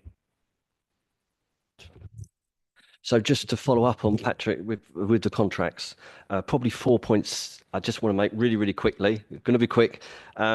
One is the success we're starting to have is around fully utilising our block contracts, which needs good provider contract management.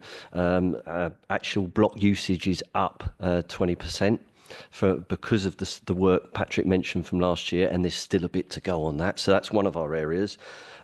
We want to continue to reduce the amount of services that are bought off our frameworks, because if we buy off frameworks, it tends to be at a higher rate. And so there's work on that, because we want to try and sustain the rates we've got in our frameworks and the providers we're working with. So that can some money. Provide a turnaround.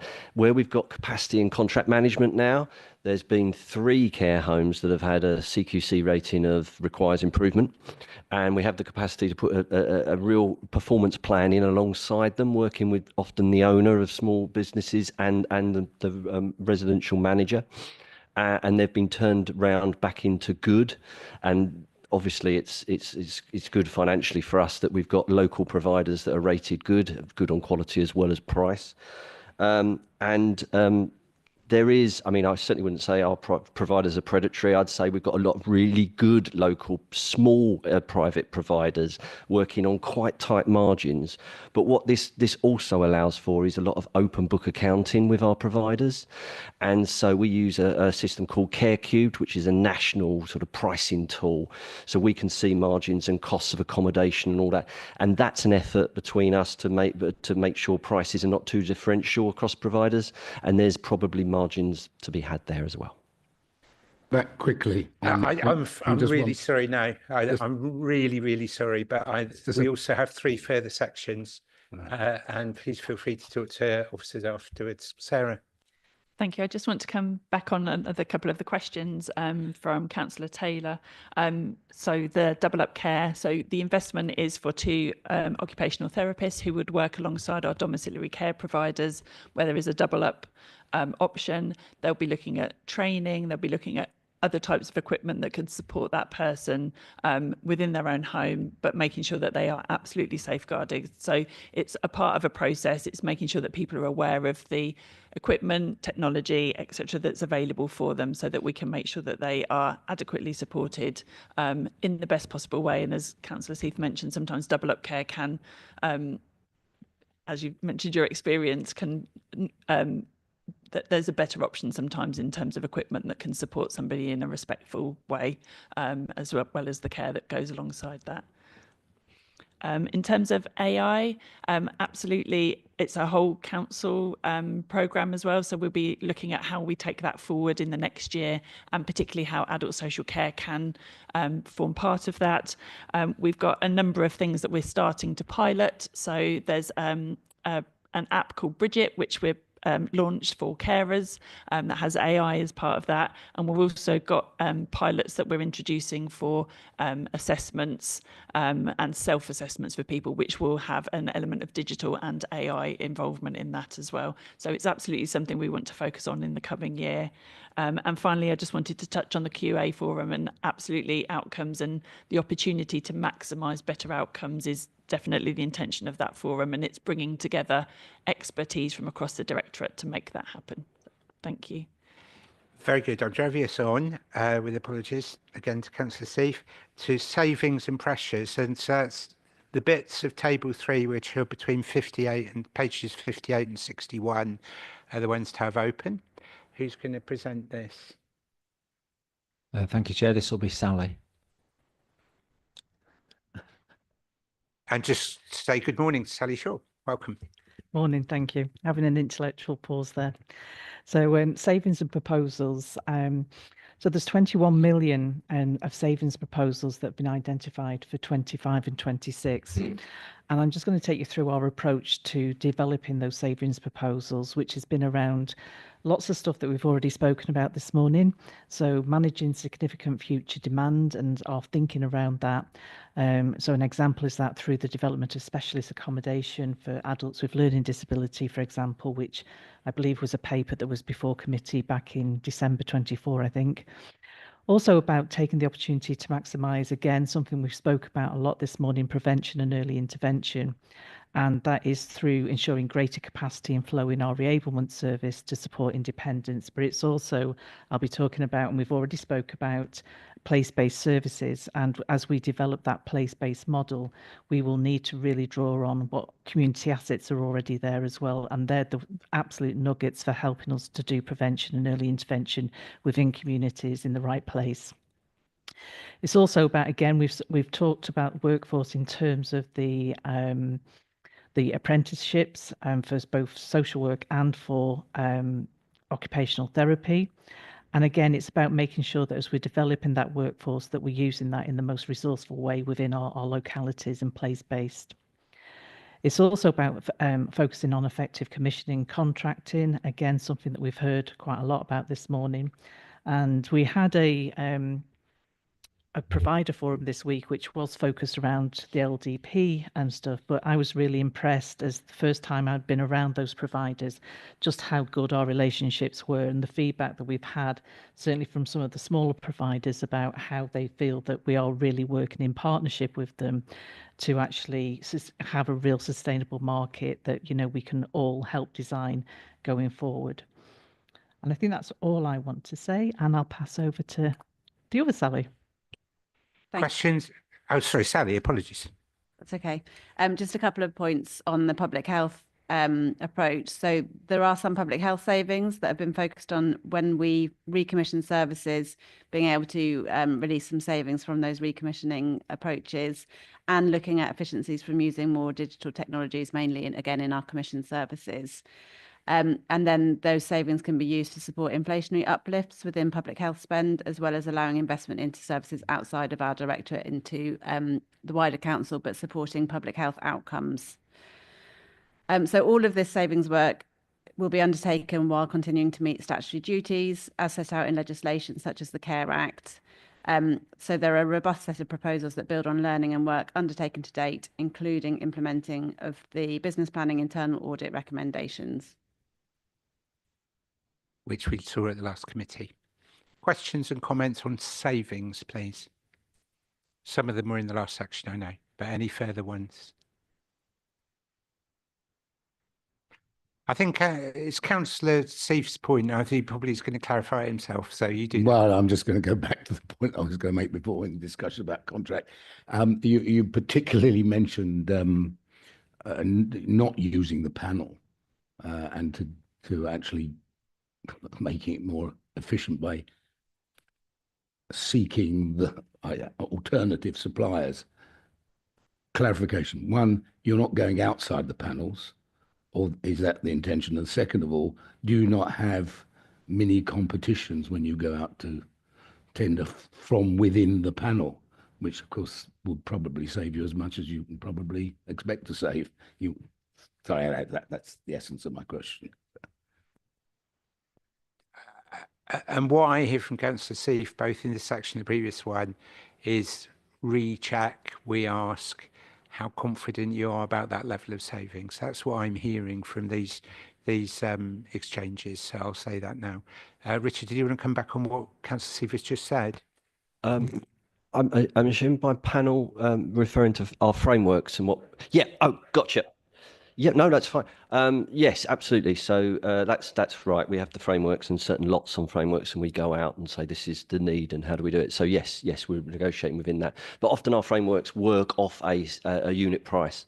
So we have set a ceiling price with which they're working. Which sometimes when we go off on spot purchases outside of framework, there isn't that ceiling price, and we have because we're struggling for supply. So sometimes there's depending on the individual framework. So yes, there is always room for negotiation, especially where supply is very robust, which is in dom care at the moment.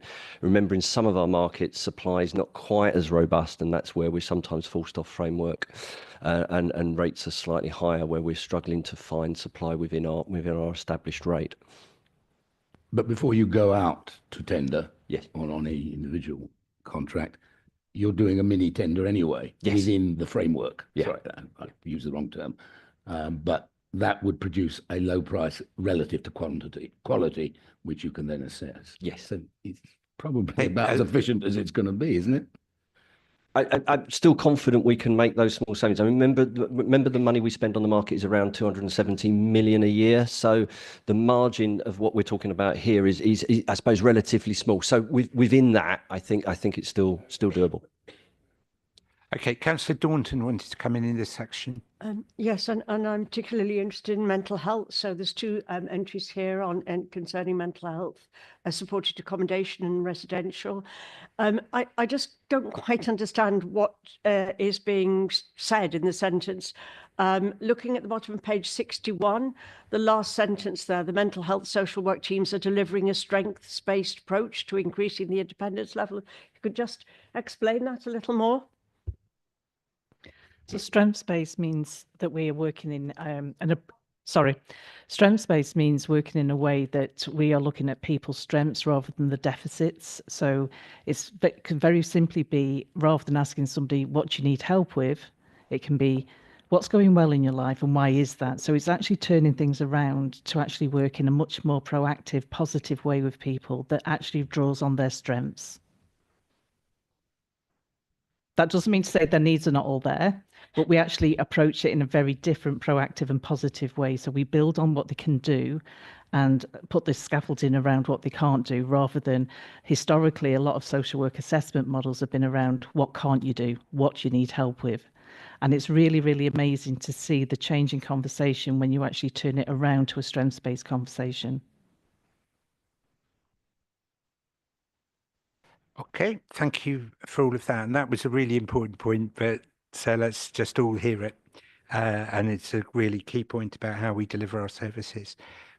We're now going to look at capital projects. So this is table 3 on page 70, 70 is to look at. Who's going to present those? Patrick.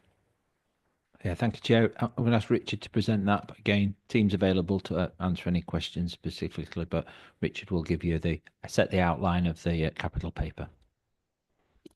Well, just a tiny bit of context. Obviously, it seems a long time ago now, but the last committee was only in December, where we had a strategic paper on how we might start to approach accommodation, and there was quite a rich discussion in the room. Since then, it's only 4 or 5 weeks, but I'd just like to provide the update that our education colleagues have produced the latest justification of need document, demand out till 2041, which gives our accommodation board some more hard data, saying that between 5 and 11 supported living units will be needed for people of working age per year per district, and that's the type of pressure we were talking about last year. So just for 25-26, it's 8.5 million. 5.5 of that is the disabled facilities grant, and that's a rolling grant from national government, as you'll know. That goes out directly to the districts to do those services, and there's 3 million this year for specialist accommodation. We're expecting to draw down 3 million out of the 12 overall that's allocated to us for specialist accommodation, which is to start to address that problem we discussed at length in the last committee. So it's 3 million because we're just starting our plans for that, and we're thinking that's realistic this year. You can see in 26, 27 it goes up to 5 million.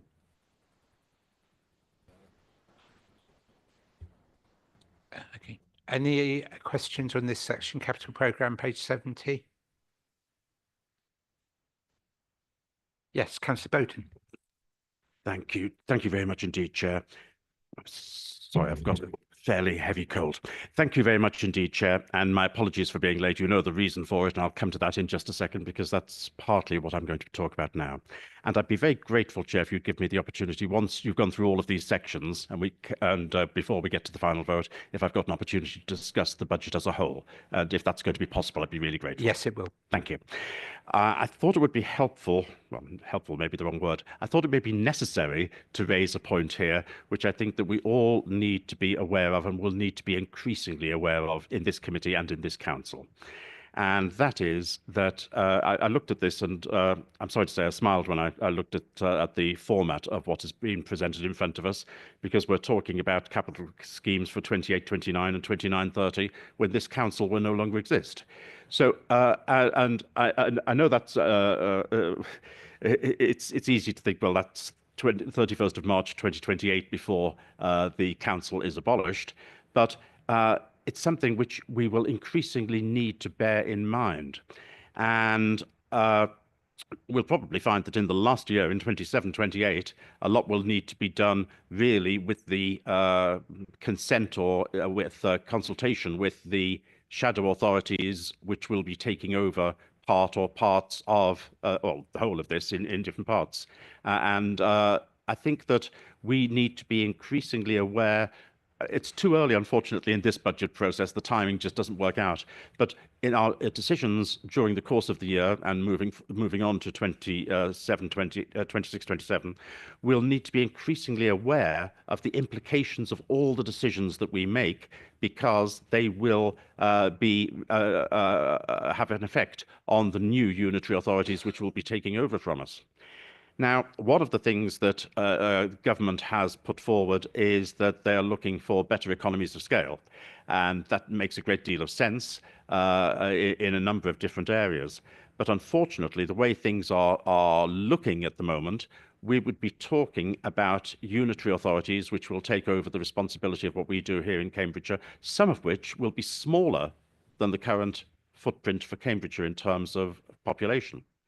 And because of that, I think we need to be very careful about some of the decisions we make, and we will not be in a position even to start talking about specific geographies for another 6 months maybe or so.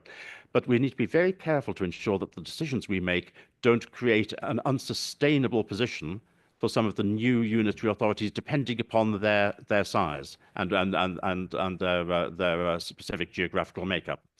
Now, this isn't just a theoretical matter. It's going to be a really practical matter when it comes to the decisions that we make. And that's why I say I smiled when I saw 28, 29, and 2930 in these reports. I understand why it's been done. It's not inappropriate that it was done, and we're at a far too early a stage to be able properly to take into account the effects of local government reorganisation. But I thought it would be helpful, I thought it would be necessary to just make this point here, that our whole way of thinking about what we do and how we do it, particularly the medium to longer term effects, is going to need to be different very, very shortly. Thank you, Chair. Thank you. I'm going to ask Michael Hudson to respond to that in a moment, but I'm just going to ask, does anyone else want to come in on capital programme? Councillor Van der Ven's earlier question will be answered as part of this. No one else? I'll just say one thing. You've obviously had to choose a figure out of the 12 million, Richard, what you can spend in this year effectively to meet the strategy objectives that we discussed in December. And obviously, it could be too little, it could be too much. And I think you've answered that already, so I'm making this as a comment, not a question.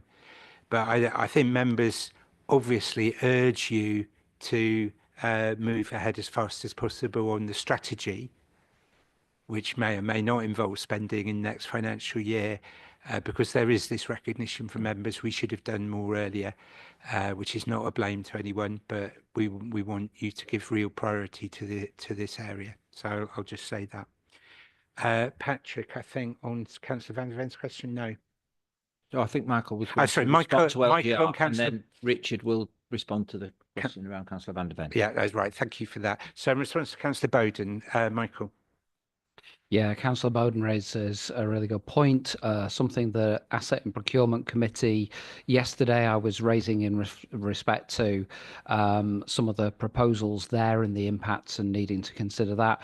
I think a couple of things. Clearly, at the moment, it's moot point because it's a devolution white paper. I think as Councillor Bowden was recognising it, it's early in the process and it's something that we will need to consider. I think as we look across the proposals and where that might end up, we look at a social care provision that covers county-wide, as opposed to some of the other areas of devolution where we will see amalgamations, for example, of enabling services such as finance. There are going to be different ways of treating different things in terms of, for example, how much office accommodation do you need? What is the direction of travel in terms of working in place as opposed to working at a place?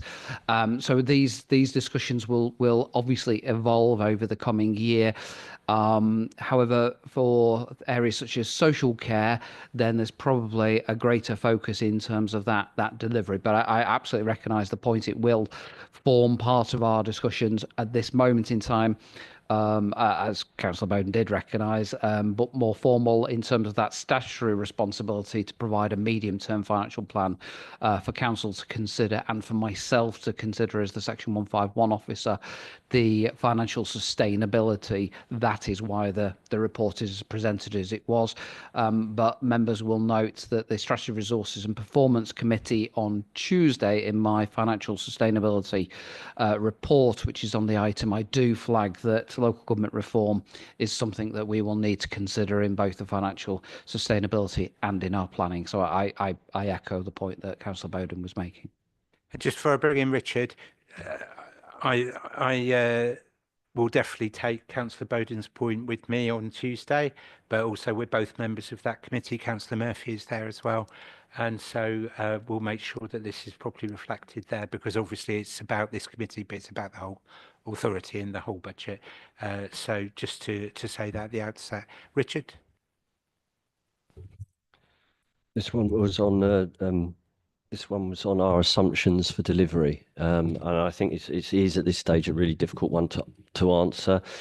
We've got this education needs assessment come through, so we know the numbers we're looking at.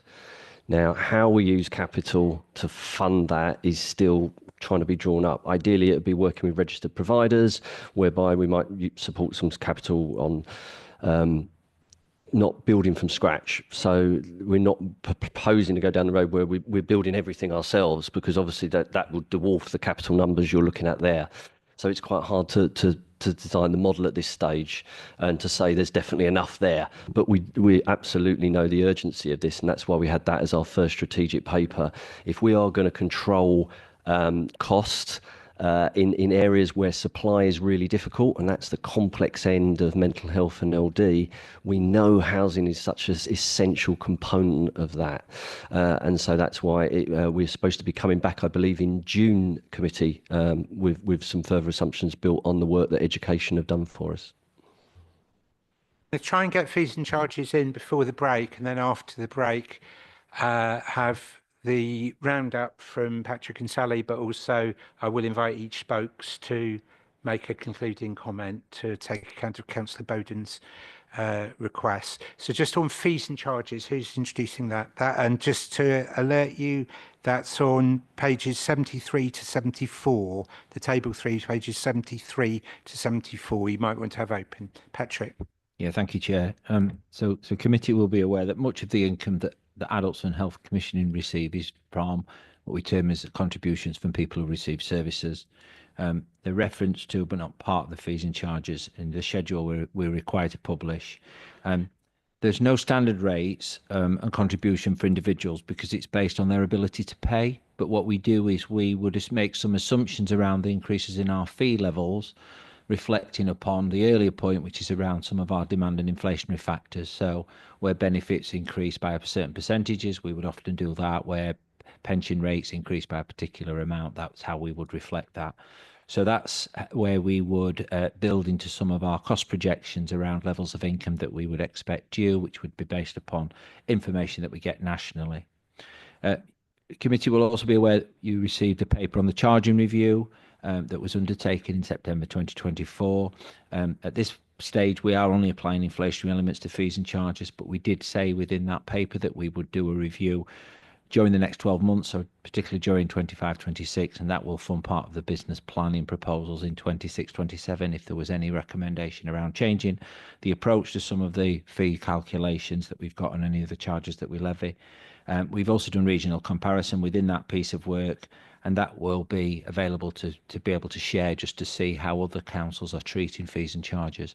But there's nothing else to add at this stage. It's just to reflect that the most of the fees and charges contained within the paper are reflective of inflationary amounts, inflationary increases. Just a comment from me. First of all, I think this is much more transparent from before. It's an outcome of the charges review that this is put in our budget papers. I really welcome that. And I think this should be a consistent part of how we deal with business planning so that this is a transparent part of the process. When I first looked at it, I was a bit confused, and so maybe other members are, or maybe I'm just stupid, one or the other, or both.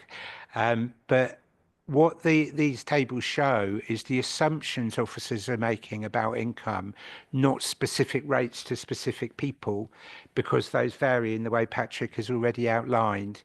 But now having had that explanation, it makes a lot more sense to me. So whether anyone else is confused by that or not, I don't know, but I was, and I passed that on. Any questions or comments on the fees and charges schedule? I saw Councillor Taylor, please. Thanks, Chair. It's just an explanation of what I just want to know what peace of mind charges it's just something that's just not familiar to me. And are we charging people for peace of mind? So just, yeah, please. Good question, says the Vice Chair. Anyone else on fees and charges section? Questions or comments? None.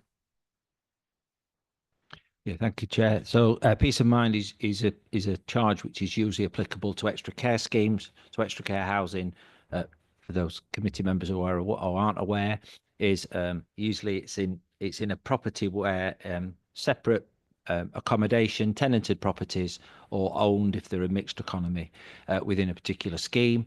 It often has a facilities on the ground floor, which is things around shops, hairdressers, function suites, etc. And it often has a form of a concierge facility so that the properties are protected 24/7 and responded to as people need it.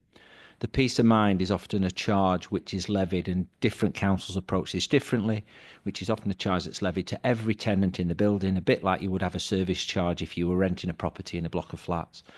And it's the ability to call at any time if you need help at any point in the day. You might not be in receipt of any other social care services, but it's a resource that's available to come and support you.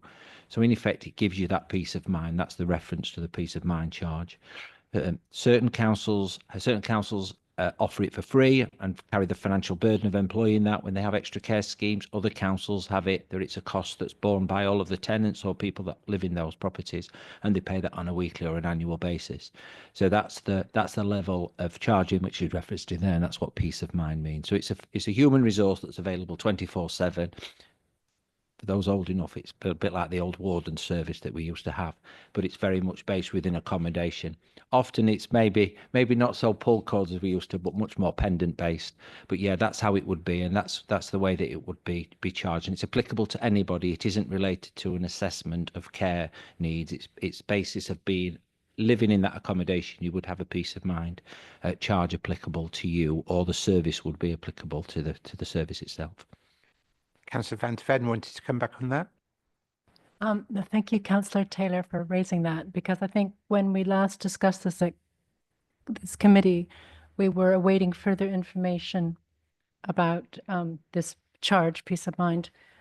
What's confusing to me is that these extra care schemes involve external landlords and external care providers.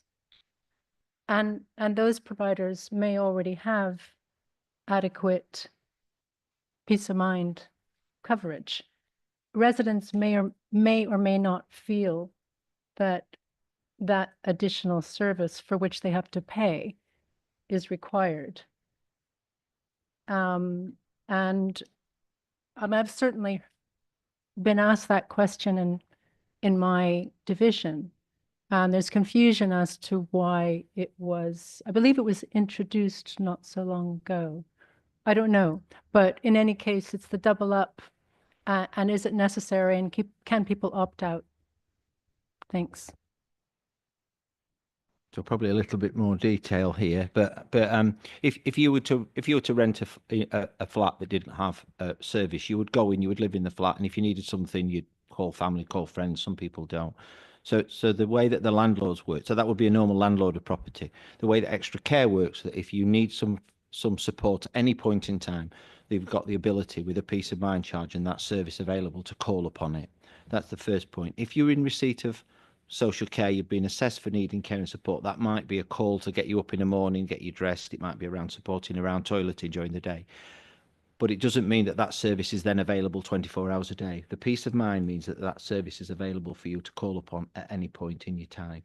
And it's applicable to the whole facility. So anybody moving in cannot opt out because it's a service that's available and the costs are shared amongst the whole property. So the 70 scheme, the 70 pieces of accommodation, they're shared across that whole scheme. So it isn't an opt-in or an opt-out. It's a facility. It makes the extra care an extra care facility. It's one of the factors that makes it an extra care facility.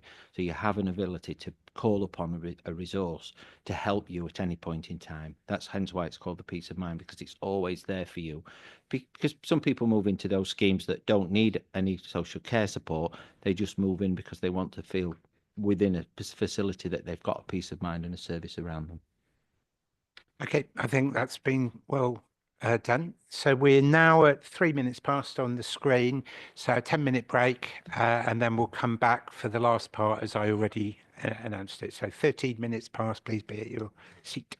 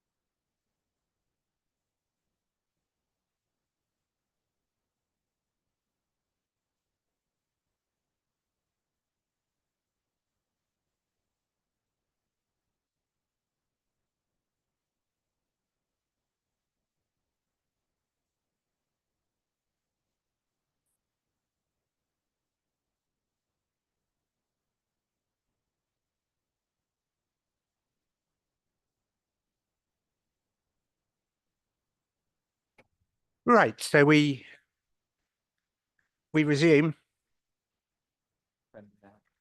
We resume.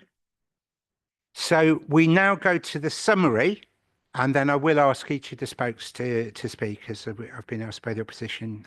But I'm gonna, and I'm hoping that we don't have a debate on the summary, because we've had the debate, and the whole point of the summary is it's telling us what we've said rather than re-debating it. But let's listen to Patrick and Sally. Thank you, Chair.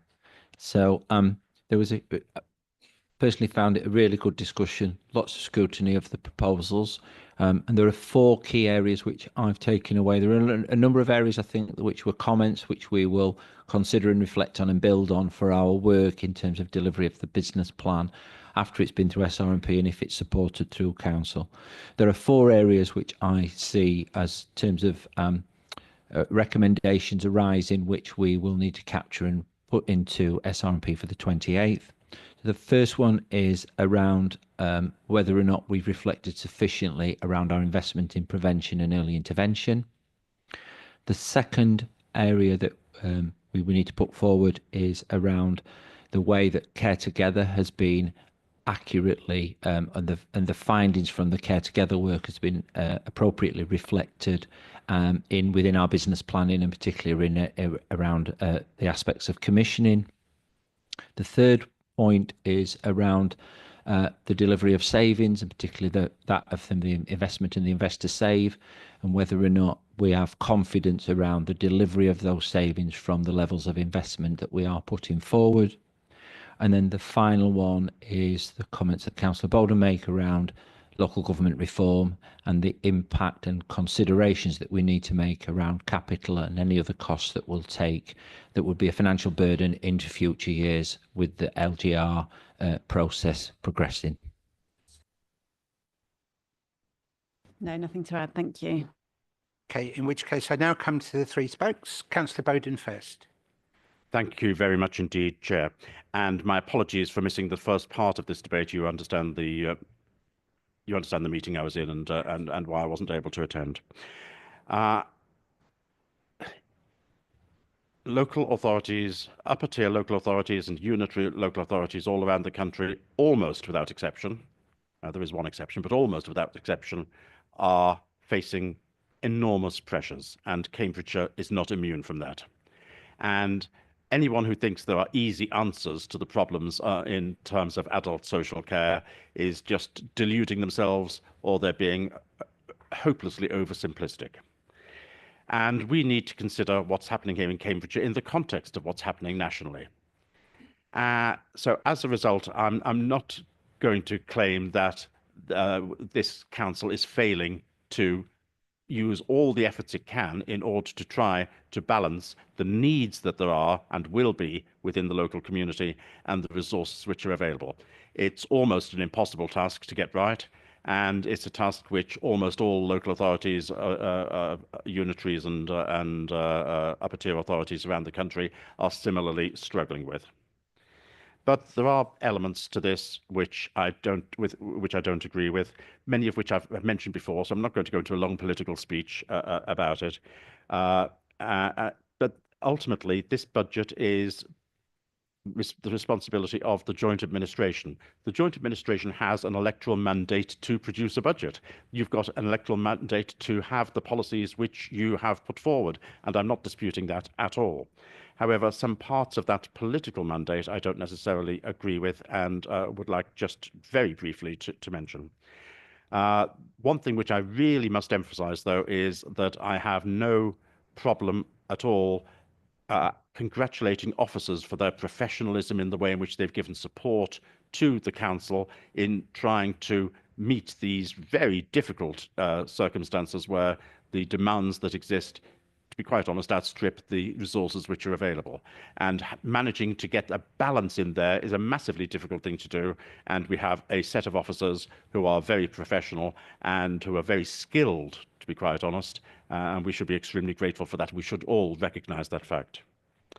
But among the areas which I really wouldn't, if I were in your position, Chair, and I wouldn't have come here today with this particular budget. There are some political points which I would make. The first is, I believe that there have been political choices made in this council, and not merely in this committee, predicating the procurement process, which have not led to best value and which have not led to the best outcomes. That's a political decision. I fully respect your decisions about what you've decided on the procurement process. I, for one, would have decided some other things. The second area where I have real concerns is I don't believe that we have in many of the care packages that we've got and the care side, that we've got the correct balance between block contracts and spot purchases. And I think that we have drifted away over the last 4 years from a correct direction of travel to one which is too inefficient. It has its pluses and minuses. I know it's not. This isn't a simple point, but I have to say that the financial minuses are ones which I think are deleterious for the council as a whole. The third area, which I have more than once mentioned, is I think that the actual and prospective public health underspends and the way in which the public health reserve has been used has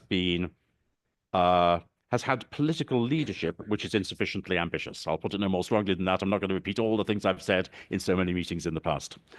And the fourth area I'd like to mention, and again, I emphasize that I'm not criticizing officers here at all, but there is an enormous vulnerability, which we've seen this year in terms of the demand forecasts which we have, including demographic forecasts, but demand forecasts are really, really difficult.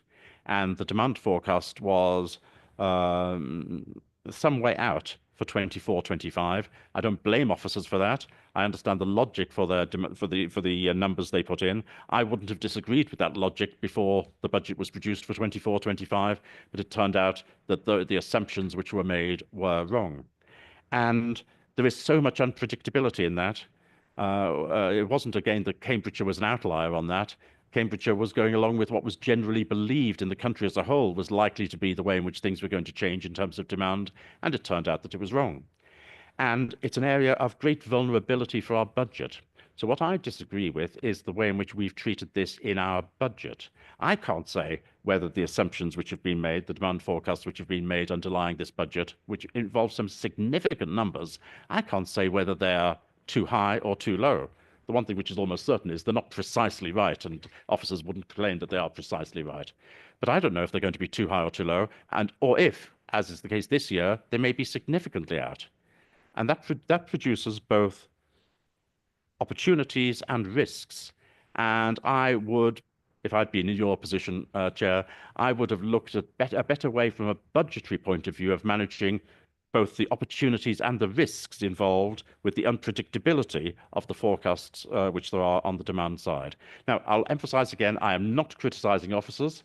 I would not be able to do as good a job as officers, but it is an almost impossible task because, unfortunately, Chair, you have failed to provide sufficiently working crystal balls to the officers for them to be able to see into the future and to work out, to tell us exactly what's going to happen. So to the extent that I can blame you on that, I will blame you on the failure on the crystal ball side.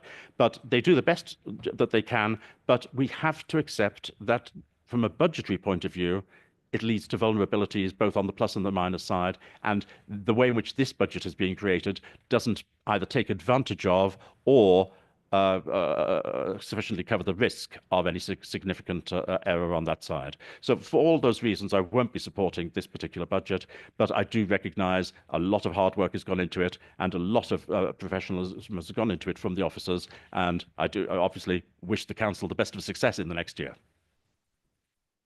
Thank you very much, and I plead guilty on crystal balls. On the other spokes, they may choose not to speak, but I'm going to give them the chance. Councillor Taylor and Councillor van der Ven and myself. Councillor Taylor, do you wish to speak? Chair, thank you for the opportunity, but I think it would be inappropriate for me to speak. I totally agree with Councillor Bowden on that first part of his speech, where we are totally under, those financial strains in adult social care. But thank you. Councillor van der Ven. Sure. I wasn't expecting this, but I'll just make a few comments. I would like to say I thought it was a really good debate, and it was a great debate from all around. And I really welcome comments from all of our groups here. And obviously to thank the officers who are consistently always there, kind of 24/7 for us, for our questions. I was going to first say something about the demographic predictions and the challenge that is kind of unique to adult social care and public health, that we don't have control over it, and that's what you're saying. I'm not an accountant like you. I don't understand. Well, it will be interesting to know how better advantage could be taken. But I guess I would say, from the constant in-depth work with our finance team, the depth of investigation and questioning and challenging is just really impressive. So I have, full confidence in them, as you do. I'm really pleased to see in the budget the push to locality. I think it's coming from all directions. And I guess we're going to see that in some of the other papers today. And it was good to hear from Richard Hills on the things that we are really strong on nationally, the early intervention, early help, and that's really something to celebrate. We haven't talked about the fact that our public health grant diminishes ever so gradually. We don't even get it until after we've set the budget. We've just been through a pandemic, and surely there should be more emphasis on strengthening that grant. Finally, I guess there's a lot of learning that we're doing all the time, so we will be great contributors to the government's social care review, and that might tie in very nicely with the timing of local government reform. Thank you. And myself, on this occasion, on behalf of the Labour councillors, not the whole committee, but I agree with a lot that's been said there by the Vice Chair.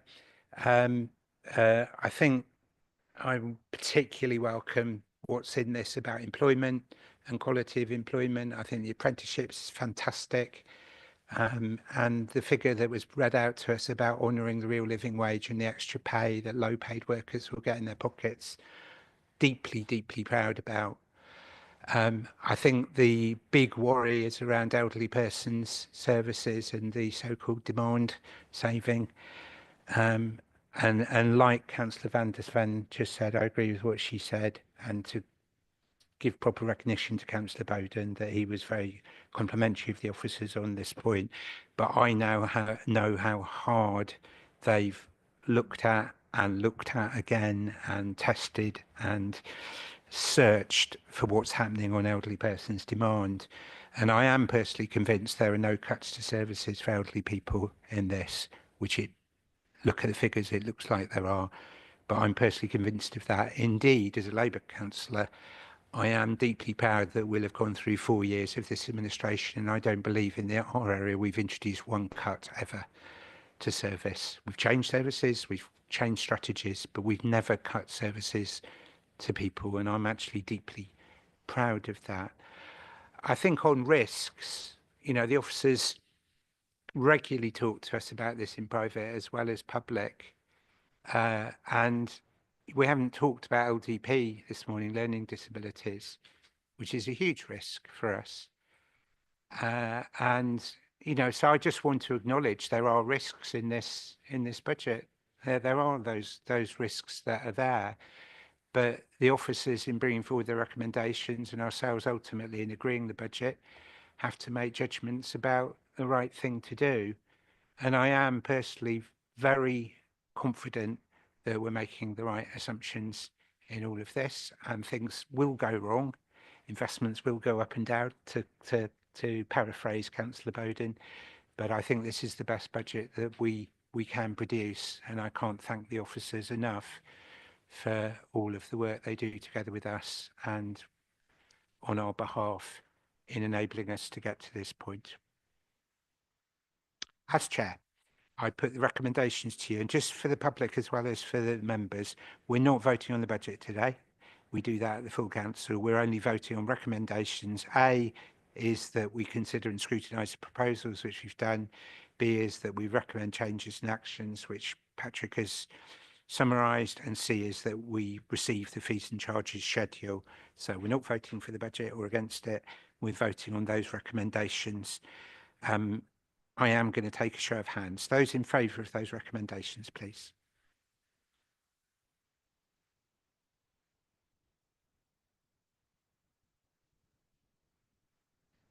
And those against? And those abstaining, please. Rashenda, will you read the result out, please? Thank you, Chair. There were 9 votes in favour, 3 votes against and 1 abstention. So the vote is carried by majority. Thank you so much. And thank you, everyone. I thought that was a really good process. We don't all agree on everything, that's fine. But I think we've really researched hard the budget, so well done. Thank you, Michael, on behalf of all members of the paid service. Even though I was giving you a hard time in the break, we really commend you and all your colleagues for this. Right, we've got 2 commissioning reports from Public Health that we're going to deal with. First is item 5, recommissioning drug and alcohol treatment services for adults, children and young people, which is on pages 75 to 104 of the agenda pack. Sally. Thank you. I'll just give a brief introduction and then hand over to colleagues that are just making their way to the table.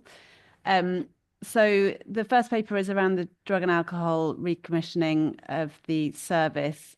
This is one of our must-dos with the public health grant. So it's a statutory service provision, and it's one of our key approaches to tackling health inequality. So people within these services often have complex vulnerabilities and complexities within their life, and it's a really important service that we want to continue in the best way that we can. There's 2 elements to the paper. One is around the Children and Young People's Service, and recognising that obviously this is Adults and Health Committee, but public health is across the whole life course. So as the oversight for public health, it's coming here, although it's Children and Young People, it will also be going to Children's Committee for that element. And that part is around continuation of the service that we currently have. And then the other part is around the adults part of the service and looking at the options to develop a re-tender approach, which will be coming back through as it develops further. So I will hand over to Val to go into more detail on the paper. Thank you, Sally, and I apologise now for the fractured voice that I had this morning, and I'm very grateful for the microphone. So it's not a... Can I just check, are you able to do this? I don't want to put you into any distress. I get on. I have a drink. Okay, well, if it's proving too much, don't hesitate to. Okay, thank you. Thank you very much. I'm sorry, it's not a pleasant, troublesome voice. It's rather an unpleasant one. Anyway, I think Sally has set the scene. It's quite a complex paper in some ways, and the obvious ask is about recommissioning, but I'll pick up on some of the salient points that relate to the key aspects of the paper. It does bring, it is an ask relating to adult and children and young people. The children and young people's elements of it, the key areas are whether it is an integrated service with adults or whether it is a standalone service. And the second one is about a Section 75. The option of putting the children's services with adult services is not a recommendation that we would support, and that's based on the fact that very often we've seen it in other places, is that children's services tend to get absorbed into adults. And there's a very good therapeutic reason for retaining the independence of children's services. It is a slightly different treatment model. They have different needs, and the responses are very different. So that's the rationale behind the recommendation for retaining the separate service that we currently have in Cambridgeshire. The second point relating to the SIP services is around Section 75. Currently, we have a Section 75 with CPFT, and their service is called CASES, and it is for children and adolescents. In terms of its progress and development, it's been excellent, and it's always been very collaborative working in terms of developing aspects of the service. But the real strength of the service that we currently commission is that it embodies a mental health element, a very strong mental health element, and mental health and drug and substance misuse is often seen as what's called a co-occurring condition. And they've developed that whole service around that. So most children and adolescents probably have an element of mental health concerns alongside their substance misuse. And the OPA does take account of their mental health issues, and they have the appropriate staff within the service. It's because of those reasons we are recommending a continuation of the Section 75, as it would be really difficult to find a service that could match what that service currently offers.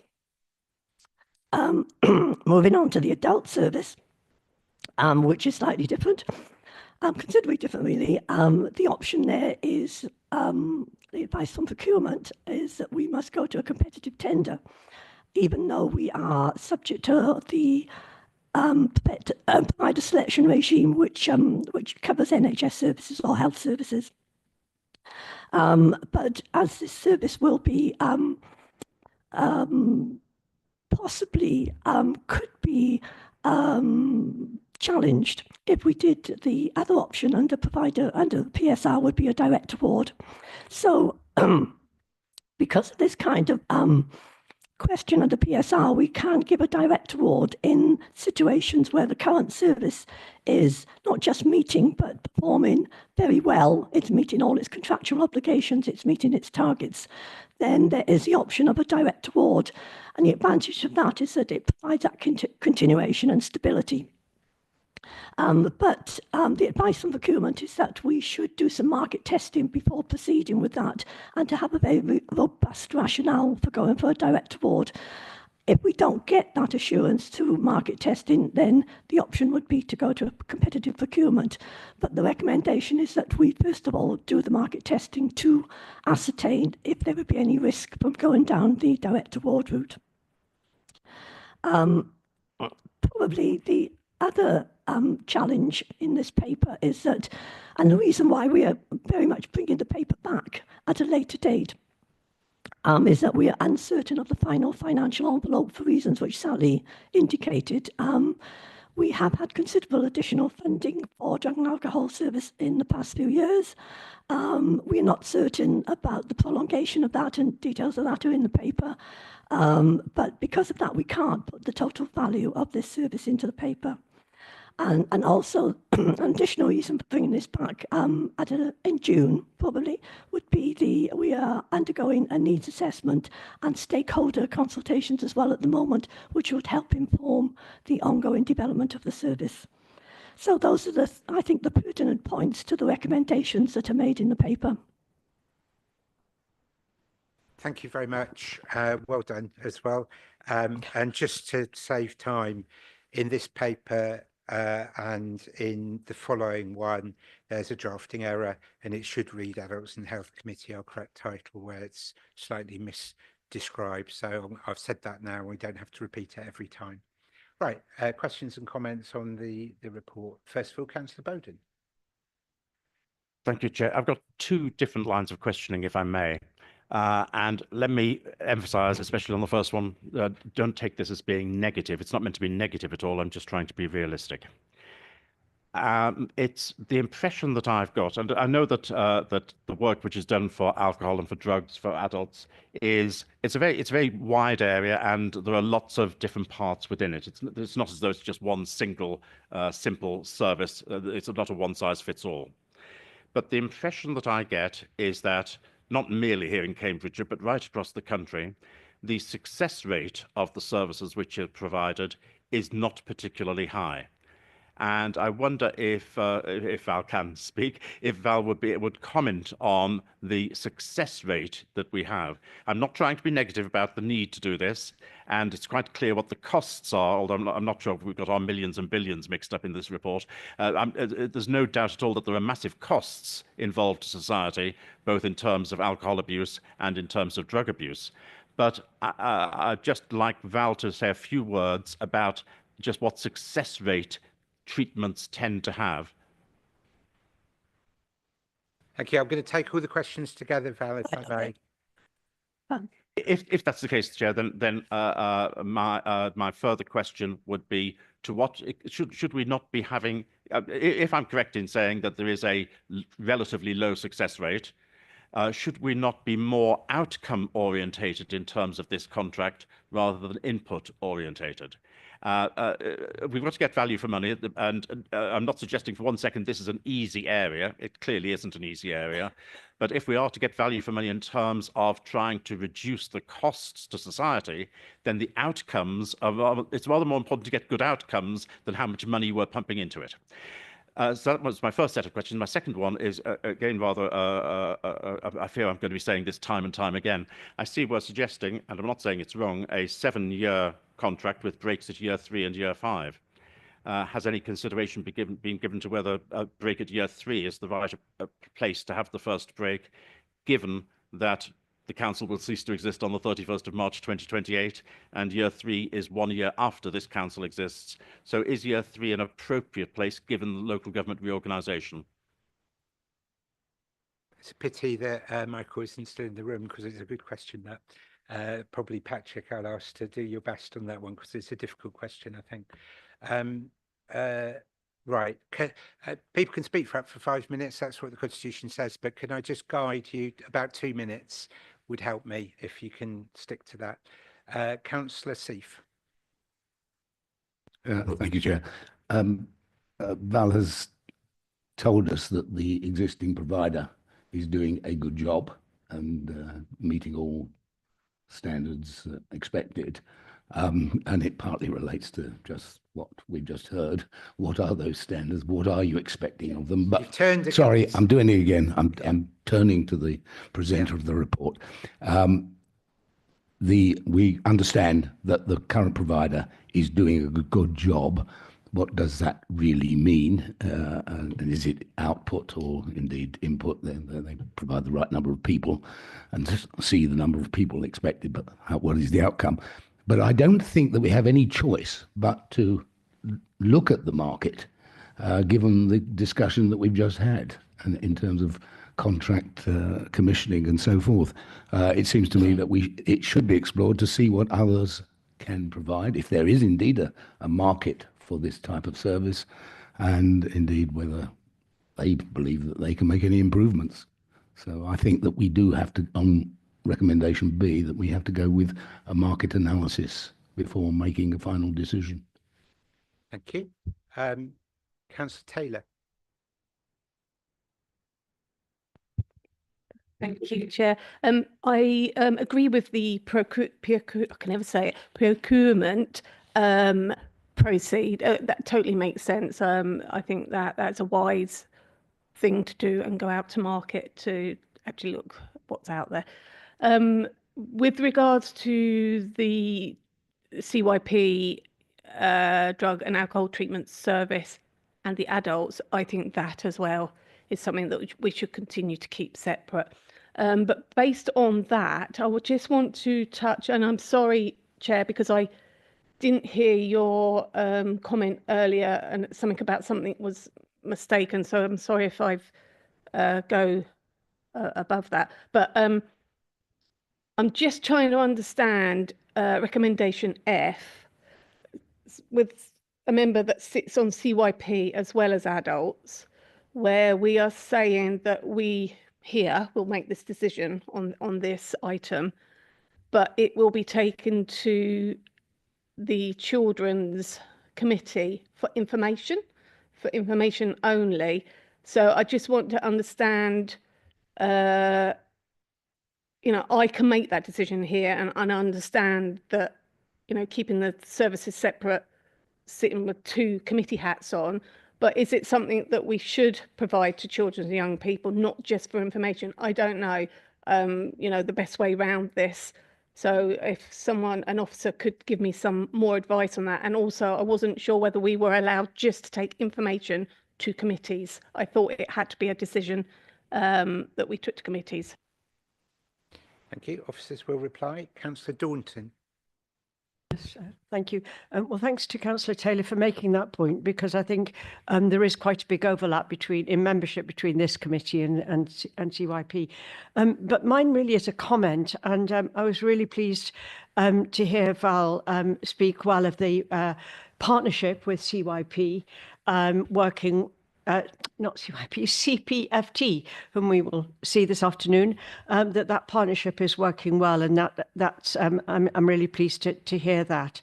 And the point that you make, Val, about the broader mental health or mental illness that might be related to drug and alcohol misuse in children and the wider family, as the paper makes clear.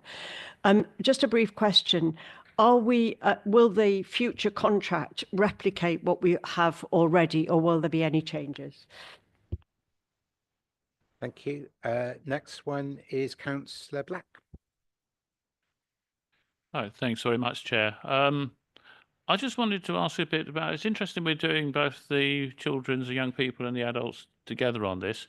And it does seem to me that from a service user's point of view, the two do go together a bit. Presumably people get handed over from one of these services to the other when they get to a certain age. And I just wonder if there's any inefficiencies in that, if where somebody's responding well to the sort of pathway that we want, whether this all gets disrupted as they go from one institution to another, and whether there's any danger of people falling through the cracks and leaving one program and then never getting taken on by the next. It does seem to me that the whole procurement sort of system that we've got militates us against, if we wanted to make a decision to integrate this and make sure that the same provider was doing both of these things. And as I say, it also does worry me that it seems to be so easy. You know, if you're a professional working in this field, really you don't want to be just sold from one organisation to another. A bit of stability was surely what is needed. And it seems strange that it's so easy for this to all be thrown up in the air, even if we're satisfied with the providers that we've got now. And yet at the same time, if we want to bring it back into the public sector and have more control, then that suddenly seems to be so very difficult. And, you know, really, yeah, we've got to work with the system that we've got, but we've got a system that needs changing. Thanks, Chair. Thank you. Councillor Howell. Thank you, Chairman. Thank you, Chairman. Chairman, very interesting indeed. I worked for only about 6-8 months in drug and alcohol street agency, where I literally had a rucksack on my back with barrels and spikes, sharps in, and I used to go out to the local gyms and doing different things. So one of the things I wanted to ask is with regards to preventional work. Now, I can see you've got preventional work there with regards to Hep C, and I think that's very good. But I always think it's a very difficult area because you can't easily measure it. And we are, as a council, because we're investing so much money, obsessed with measuring our successes or who does it. And I think that when we have a client in front of us who has a drug or alcohol problem, what we're basically doing is showing that we are there for them until they are ready to change. And until they are ready to change, there's not a lot we can do. But when they are ready to change, we are going to be there for them. But I would like to see more preventative work done. Very difficult to measure, and we have to trust the individuals who carry out this work.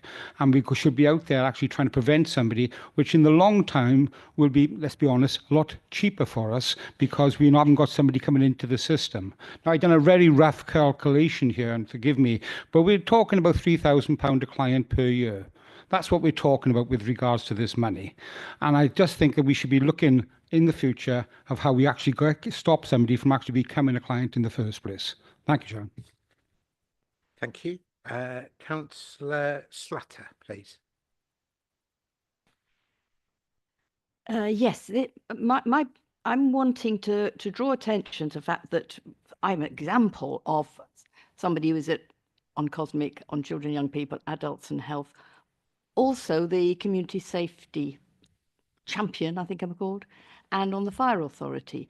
Now, it's a great privilege to go along to a community safety partnership meeting, because there you have embodied that partnership working and the absolute the vital nature of people talking together in order to form policy.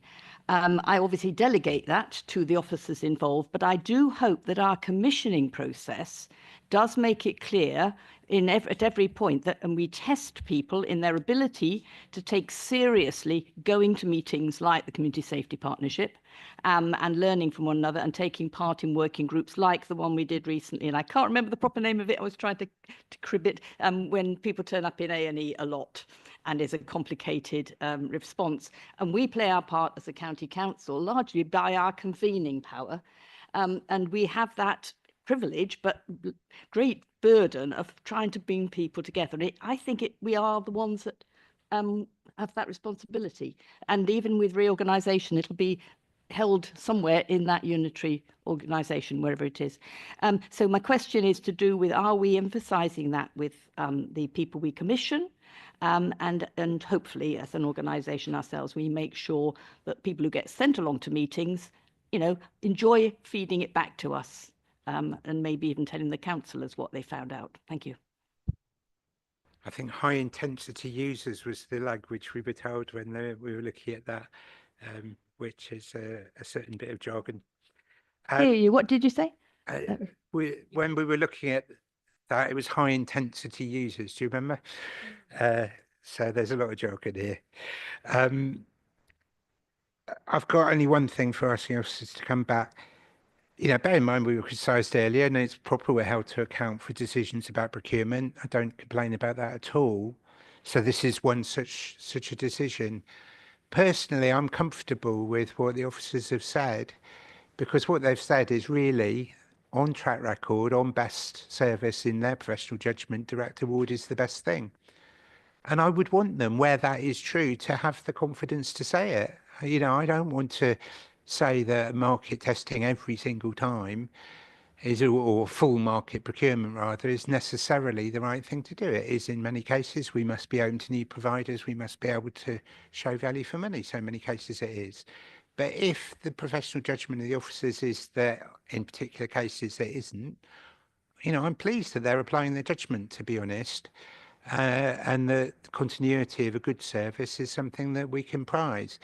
But I think Jeff's point, Councillor Seif's point, sorry, is fair. It's a big amount of money, and what he said was a bit of market testing is perhaps necessary because of that.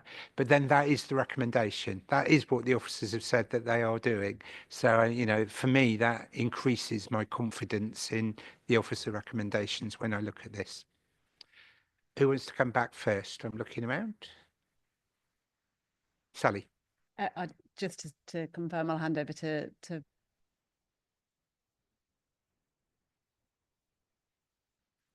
Okay, okay, thank you. So Susie and I will answer these questions. Probably if you introduce yourself first of all, Susie. Hi, I'm Susie Talbot. I'm the commissioning team manager. Can you move the whole, not move yourself, move the whole machine so it's nearer your mouth? Lovely. Okay, is that better? Lovely. So I'm Susie Talbot. I'm the commissioning team manager for drugs and alcohol in the public health team. So I commission the services for Cambridgeshire. I think in respect to the question around outcomes, individuals that access our services for drug and alcohol issues, we have to view drug and alcohol as a long-term condition. It's not as simply as being able just to get cured. There are a number of people that have got many complex issues, not just drugs and alcohol, but it comes hand in hand with mental health illness, issues around housing, and multiple areas of complexity. So it's not as simple as being able to get people cured, so to speak. And therefore, it's our role within the community to support people along their recovery journey at the stage that feels comfortable for individuals. In terms of monitoring the service, it's not just on activity in terms of numbers, it is on outcomes. Nationally, there is a significant and comprehensive data set that we feed into, and we are measured against national and regional progress. So they're the key measures that we have obtained for the service. The key measure at the moment is called treatment progress, and we look at all areas of individuals' life in terms of how they're making progress in our local commission services, from areas of psychological health, mental health, their current drug and alcohol use. All of those feed into what we call the treatment progress measure, and we're very strong against national in terms of that measure, and we continue to do so. And the challenge has been in terms of increasing people in services. There is a new drug strategy. The additional money has, through the drug strategy, has focused our attention in terms of getting more people into treatment, but it's also the quality of treatment that we're providing to individuals. And the way that we're reducing harm within our communities, both from personal physical harm, but also in terms of any kind of criminal activity within community. So there's a really robust measure of our services that we feed into from a national perspective. Does that answer your question? Sorry. I'm sorry, I have to ask you to answer all the questions together. We could start a whole lot of old debates here, and I've got half an hour in the time though, so can you please answer the questions? I think the next question was related with from Councillor Borden about the 7-year contract, and obviously there's a bit of an unknown around the 2028 changes, which we can seek further advice on that. Councillor Bowden, this paper was written before the white paper, unfortunately, so we will pursue that. Unless, Patrick, you have anything to add to it. As Councillor Howard indicated, you, or was it Michael? No, I've nothing else to add. I mean, the difficulty is balancing it between a long enough contract for the provider to make a real impact and short enough so that we can take action if the contractor isn't delivering, and it's very difficult to do. I mean, we've got a long-standing arrangement here, but that doesn't mean to say that in the future we wouldn't want to take the opportunity to take a review of the contract and the deliverables and how it's achieving that. So 3 years is often seen as a kind of a benchmark, as a measure for when you would have a break clause in order to do that, just for the nature of the opportunity to take stock of measures that we've done. But I'm not sure on this particular one whether we've got any history around it to say why we picked it as 3 years, but it would be sensible, and we've done that with other contracts as well. But I appreciate, as a contract, as a provider, it's kind of uncertainty of whether a longer term contract would be more beneficial to them. But in some ways that takes that away from the ability to take positive action against a contract that may well have some areas that need addressing. And just to help Councillor Bowden, we've heard Val say that they'll take legal advice on the question that you raised, which I think is a good answer. If the minutes can say that, then I think that's the best way of dealing with the question. Carry on. Yes, I agree with and fully support what Patrick just said. And just to add to it, that they're very specialist staff that work in these services, and the more churn you have, you lose those staff. There's attrition. The staff attrition is quite impactful. I think the third question was from Councillor Seif, and I think Councillor Howard has enlarged that. So if you're happy with that, I'll move on to Councillor Taylor's, and I think it was raised by Councillor Daunton as well. About where this recommendation sits in relation to the SIP committee. It's kind of a difficult one because we didn't know when we brought this paper whether you would be supportive of an integrated service or a separated service. So it was kind of a bit of an open-ended. We always, with our services which have a reach into the SIP committee, we always take them there afterwards. I think whether it's for information or whether it's for approval, we usually take the Healthy Child Programme there, for example, for approval, and here for information. So it's kind of variable, and I have sought advice on this as well. But certainly I will confirm it again. And I think you are supporting the continuation of the approach with cases. Thank you. Councillor Black, I think you raised the point about why not an integrated service. I think the reasons we put forward in the paper were very much based on the specific needs of children and young people, and we've looked at other areas, and we've seen how children's services tend to have a tendency to get somewhat marginalised. Alongside the fact they do need a specific therapeutic approach. I think that transition period into adult services will always be an issue. Whether integrated or unintegrated, it is an issue. But I think what we need to ensure in our services that we commission that handover is sensitive, and we have the appropriate handover, and we don't get people, children, adults, or that in between age falling through those gaps. And that's what we need to ensure. I think that's what good commissioning is all about, is putting those safeguards in. And there's the thing about, I think you raised the issue about stability of services as well. And I think the PSR provide a selection regime, which are the current procurement regulations that cover public health services. It does in fact reflect that stability element, that too many changes across the services can create instability for many reasons. But at the same time, we also know that services get tired, and sometimes you do need to look again and look what else is out there, and can we improve? So it is very much my interpretation of the PSR regulations, where you can make a direct award, is that you only do it if you have the right assurances that continuation with the service is the best option possible. And Councillor Howell, absolutely, prevention is something that is high up our agenda, and we've really appreciated the innovations we've been able to make with the additional funding that we've had. It's certainly a challenge in terms of how we allocate the public health grant. We are obliged to provide a treatment service. There is a need out there, and a lot of our prevention work is very much working with partners. And I think that comes back to a point that you made about this is, I think probably this is the one area of my work where we have more partners than anyone else. And Susie has a little black book of partners, which is always full. I think, yes, I think there's a point. We take all the opportunities we can to use prevention. We've built it into the net service, for example.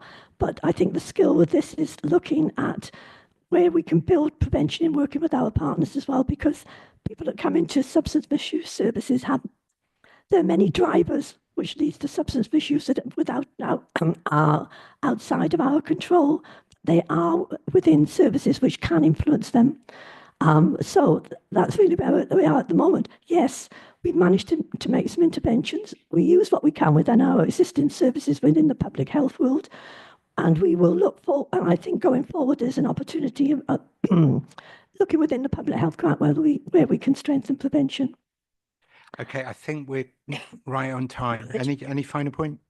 No, other than I hope I picked up on your point about we do make sure that any services we commission, particularly in this area, works in an integrated fashion with all other organisations that can influence the subject in the services. Good. To take account of Councillor Taylor's point, and I think Councillor Daunton spoke in favour of it, in my view, if we pass this, we're saying it's a separate, not an integrated service between adults and children and young people, in which case we could refer this to the Children and Young People Committee for decision, not information. That's my view. Has anyone got a knowledge of that? Yes, Patrick.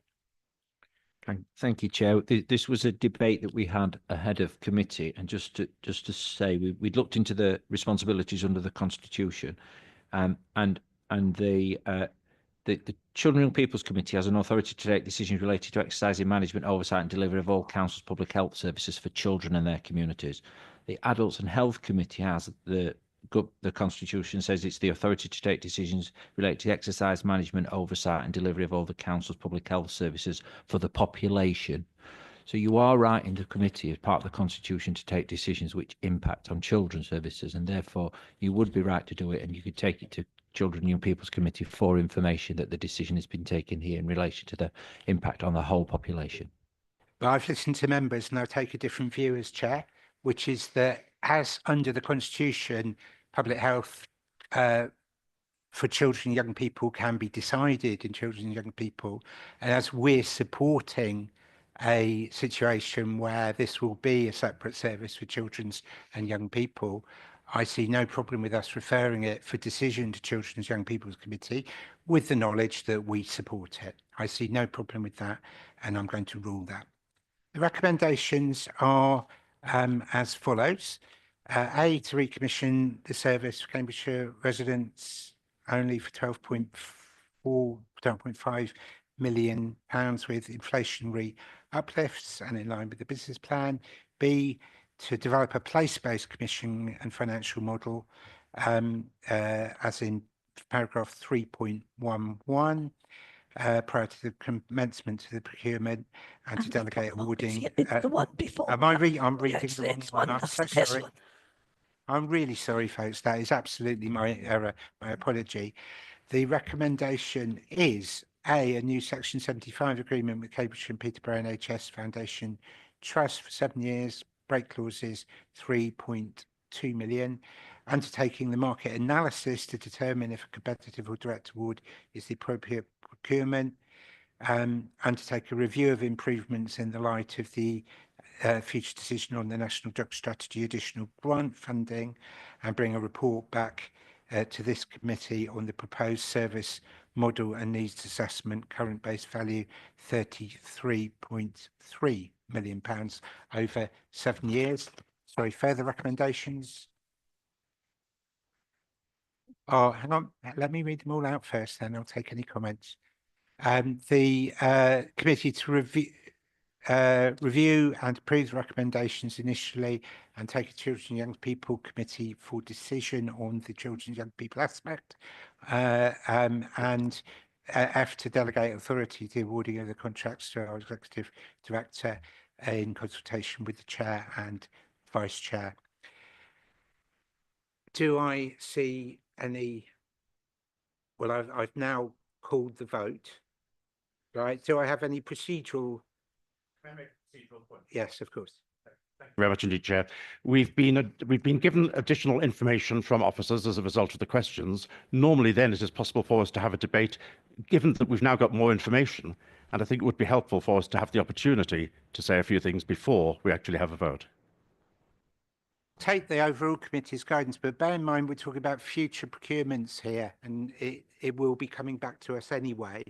And looking at the time, and we've got one more substantive item, I'm minded to go to take it to the vote, and that I did take comments as well as questions in the first round. I didn't restrict it to questions. That's what I'm minded to do. If I've heard Councillor Bowden now, does anyone else feel strongly in the committee? Councillor Van der Ven. Thank you. I think if I understand, you're proposing, I was going to actually make the same comments as Councillor Taylor, so it's been very helpful. But I think you're proposing to alter the recommendations.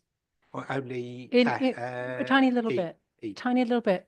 But I think the committee, well, speaking for myself, I'm concerned actually about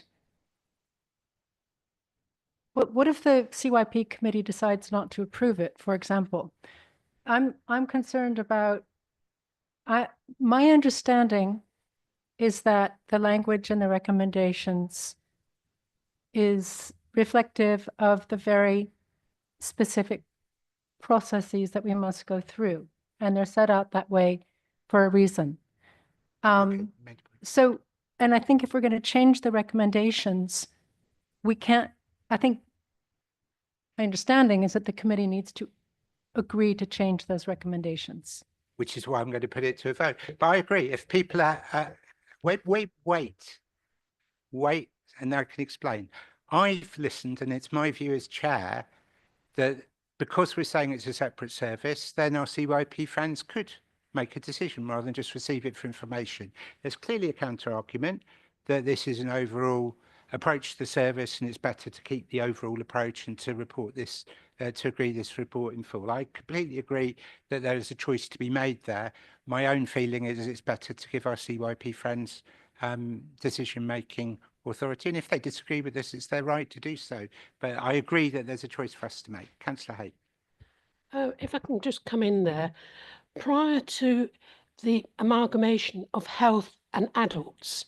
This is something that would have gone to the Health Committee. And as such, I would say the decision should be made here. Okay, I think I've heard 2 speeches for taking the decision here. So I'm listening hard to what people say. Councillor Daunton. Yes, thank you. When I commented on what Councillor Taylor said and agreed, I was simply expressing the view as a question: is it right, is appropriate to do it here? And from my point of view, what Patrick said, the explanation that Patrick gave us in terms of the Constitution, set my mind at rest. And actually, I think we've got 1, 2, 3, 4, 5 members of the Children and Young People Committee here. So we've actually got quite a good representation of that other committee. Now, I might have completely misunderstood the point that Councillor Taylor was making. So I don't know, Councillor Taylor, have I misunderstood you? Because I think that might help in the way that we frame the recommendations.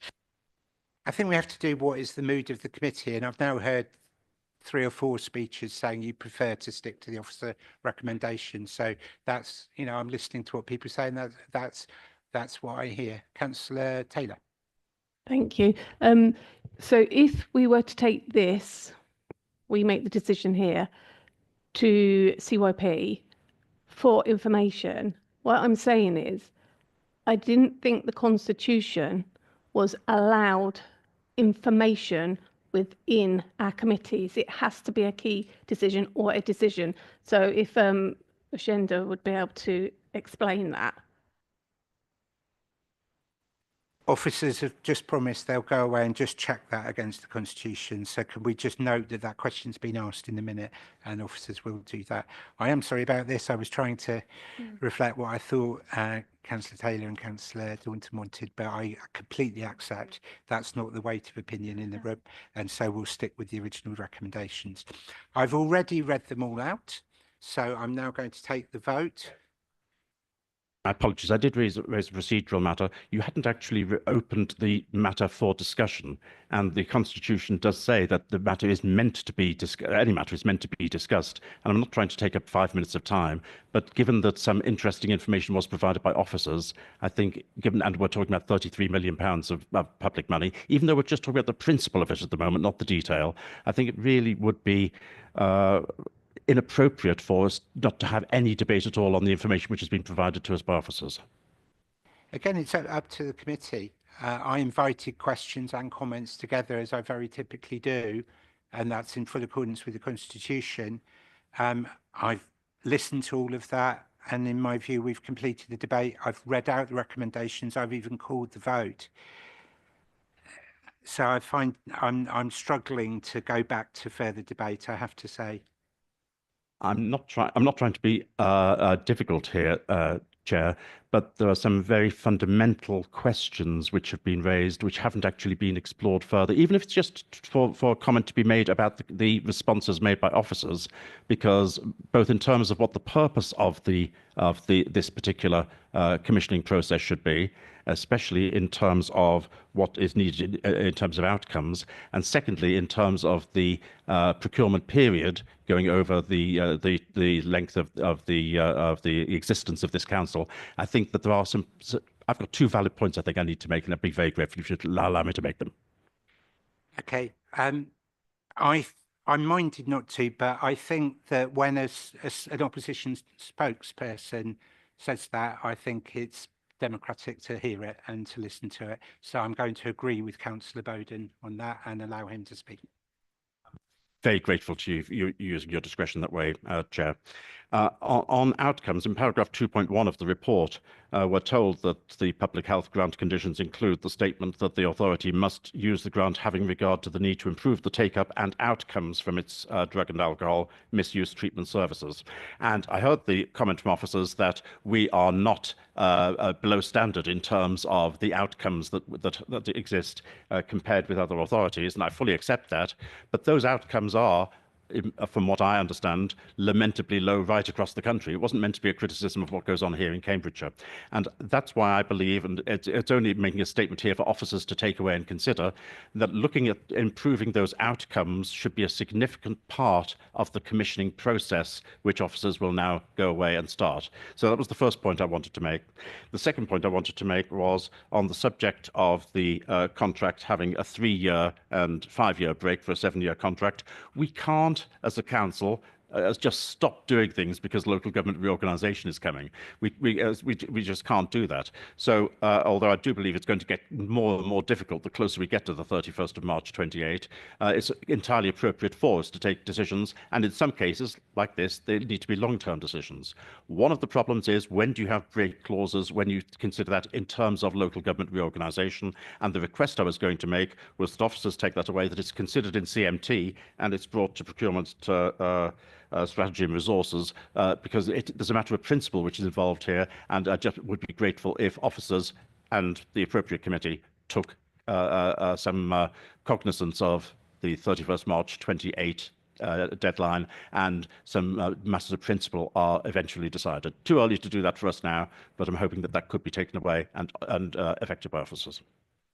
Okay, on those 2 points, so the first point I think stands for itself. Can it go in the minutes so that is properly reflected? On the second point, just to say again, Val has already said that they'll take legal advice on it, so I think that's welcome. I think this is clearly an issue for the whole council, and we should be making sure that Strategy, Resources and Performance Committee next week that we say this, and I will support you if you say it there. And I think that's probably the best way of dealing with that. Thank you very much. I've read the recommendations, so I'm not intending to do so again, and they are, as on the paper, not amended, except for the title of the committee being right. Can I look around and see if I'm getting nods everywhere? I'm seeing nods absolutely everywhere. So that is agreed unanimously.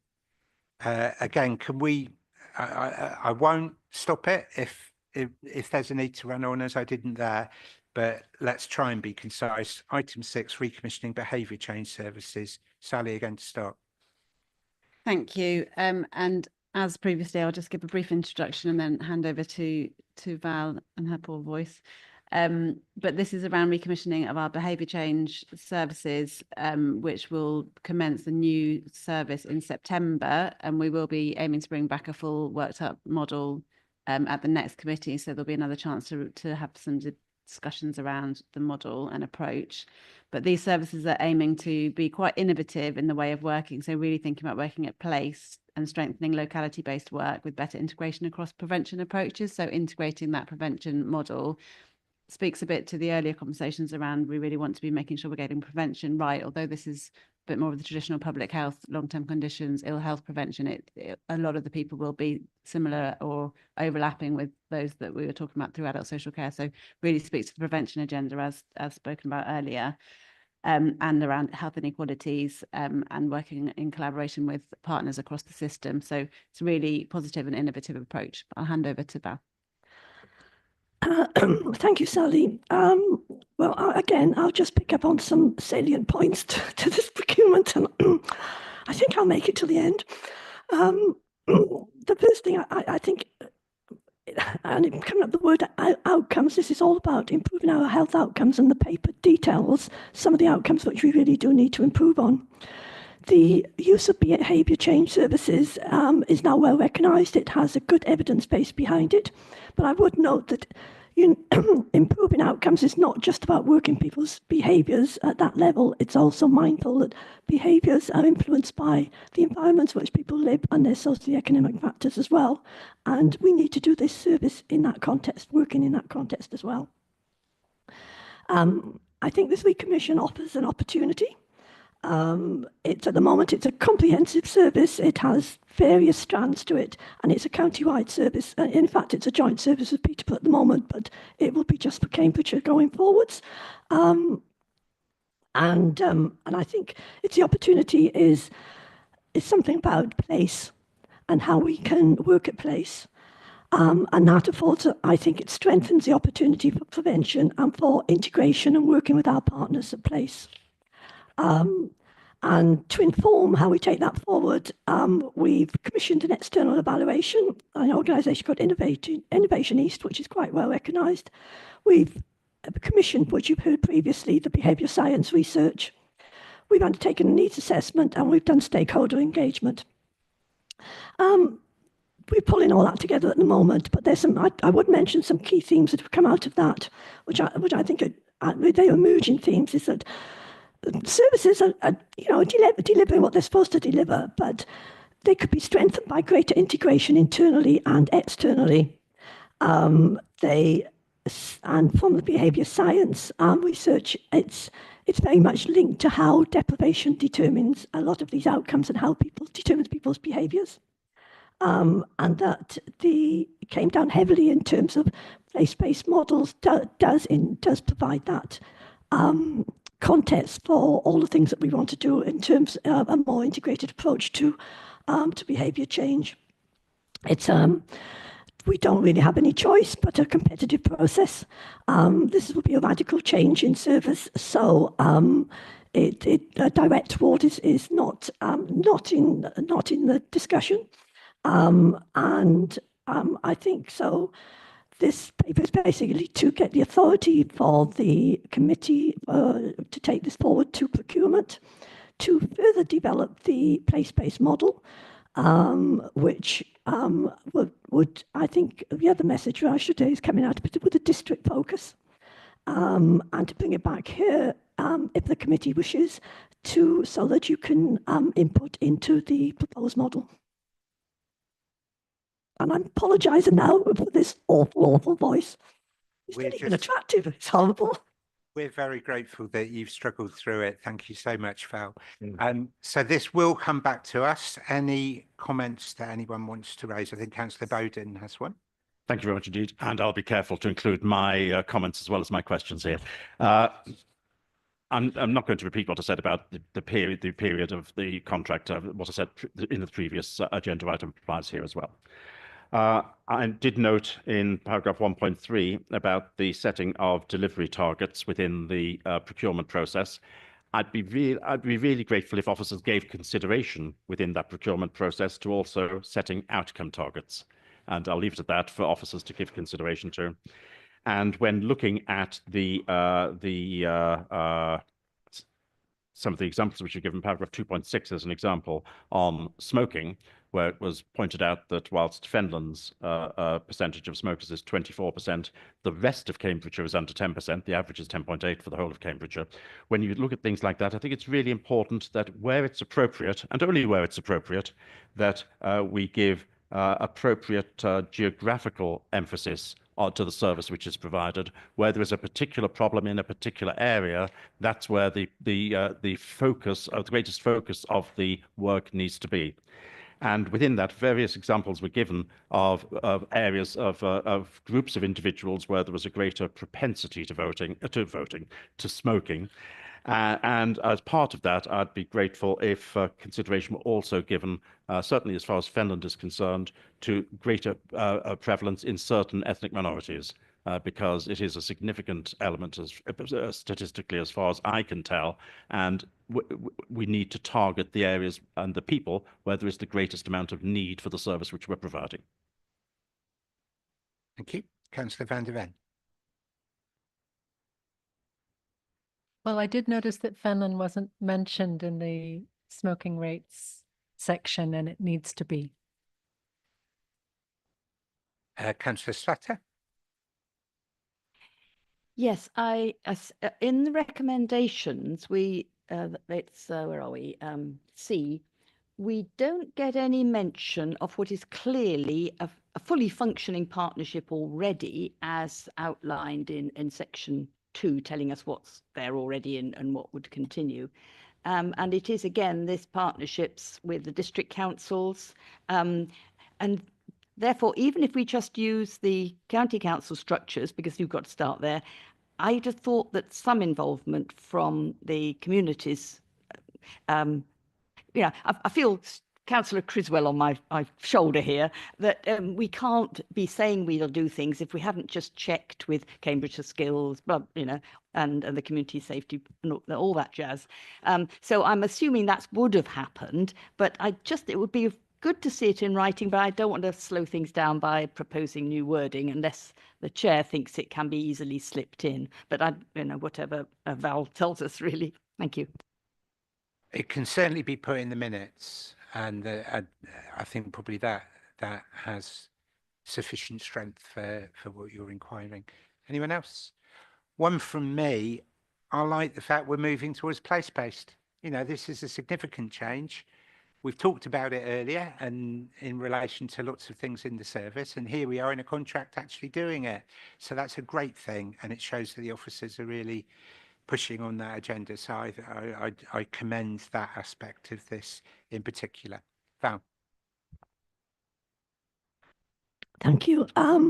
Yes, take your point in Councillor Baldwin. It was termed delivery. I think it's if you hit your delivery targets, you're contributing to the outcome targets. But we'll manage that. The wording certainly in all the paperwork. Picking up on the pen, yes, I think that's really important. It gives us the opportunity to really focus on an area I'm placed and pull in all those areas. And just a quick bit of information, the ferry project, which I mentioned before, was covered by the BBC a few weeks ago for the inroads it's made with homeless and migrant population in terms of smoking. And that's the type of work that we'll want to roll out and develop further as well. Councillor Slatter, I could have put in the stakeholder engagement because there's a long list of people that have been engaged. So yes, I think it comes back to people's behaviours influenced by so many factors, and you have to work in that wide range of partners. And I think the beauty of place is that you really working with organisations that are working in that place and understand the local communities. And no, I think that was the last one, actually. Thank you very much. Have a glass of water. I'm going to reread the recommendations I did earlier because I got them wrong. They are A, to recommission Cambridgeshire residents only service for 7 years, 12.45 million at this year's prices. Then to develop a place-based commissioning and financial model in accordance with paragraph 3.11 of the report, and to delegate authorities of awarding of the contract to the executive director in consultation with the chair and vice chair. Do I see nods all around the table? Yeah. I do. That's agreed unanimously. Does any member want to ask any questions or have any points saved up on the agenda plan or the training plan? Can we note those? In which case, I can adjourn the meeting and we will be back here in 35 minutes at 2 o'clock. Thank you very much.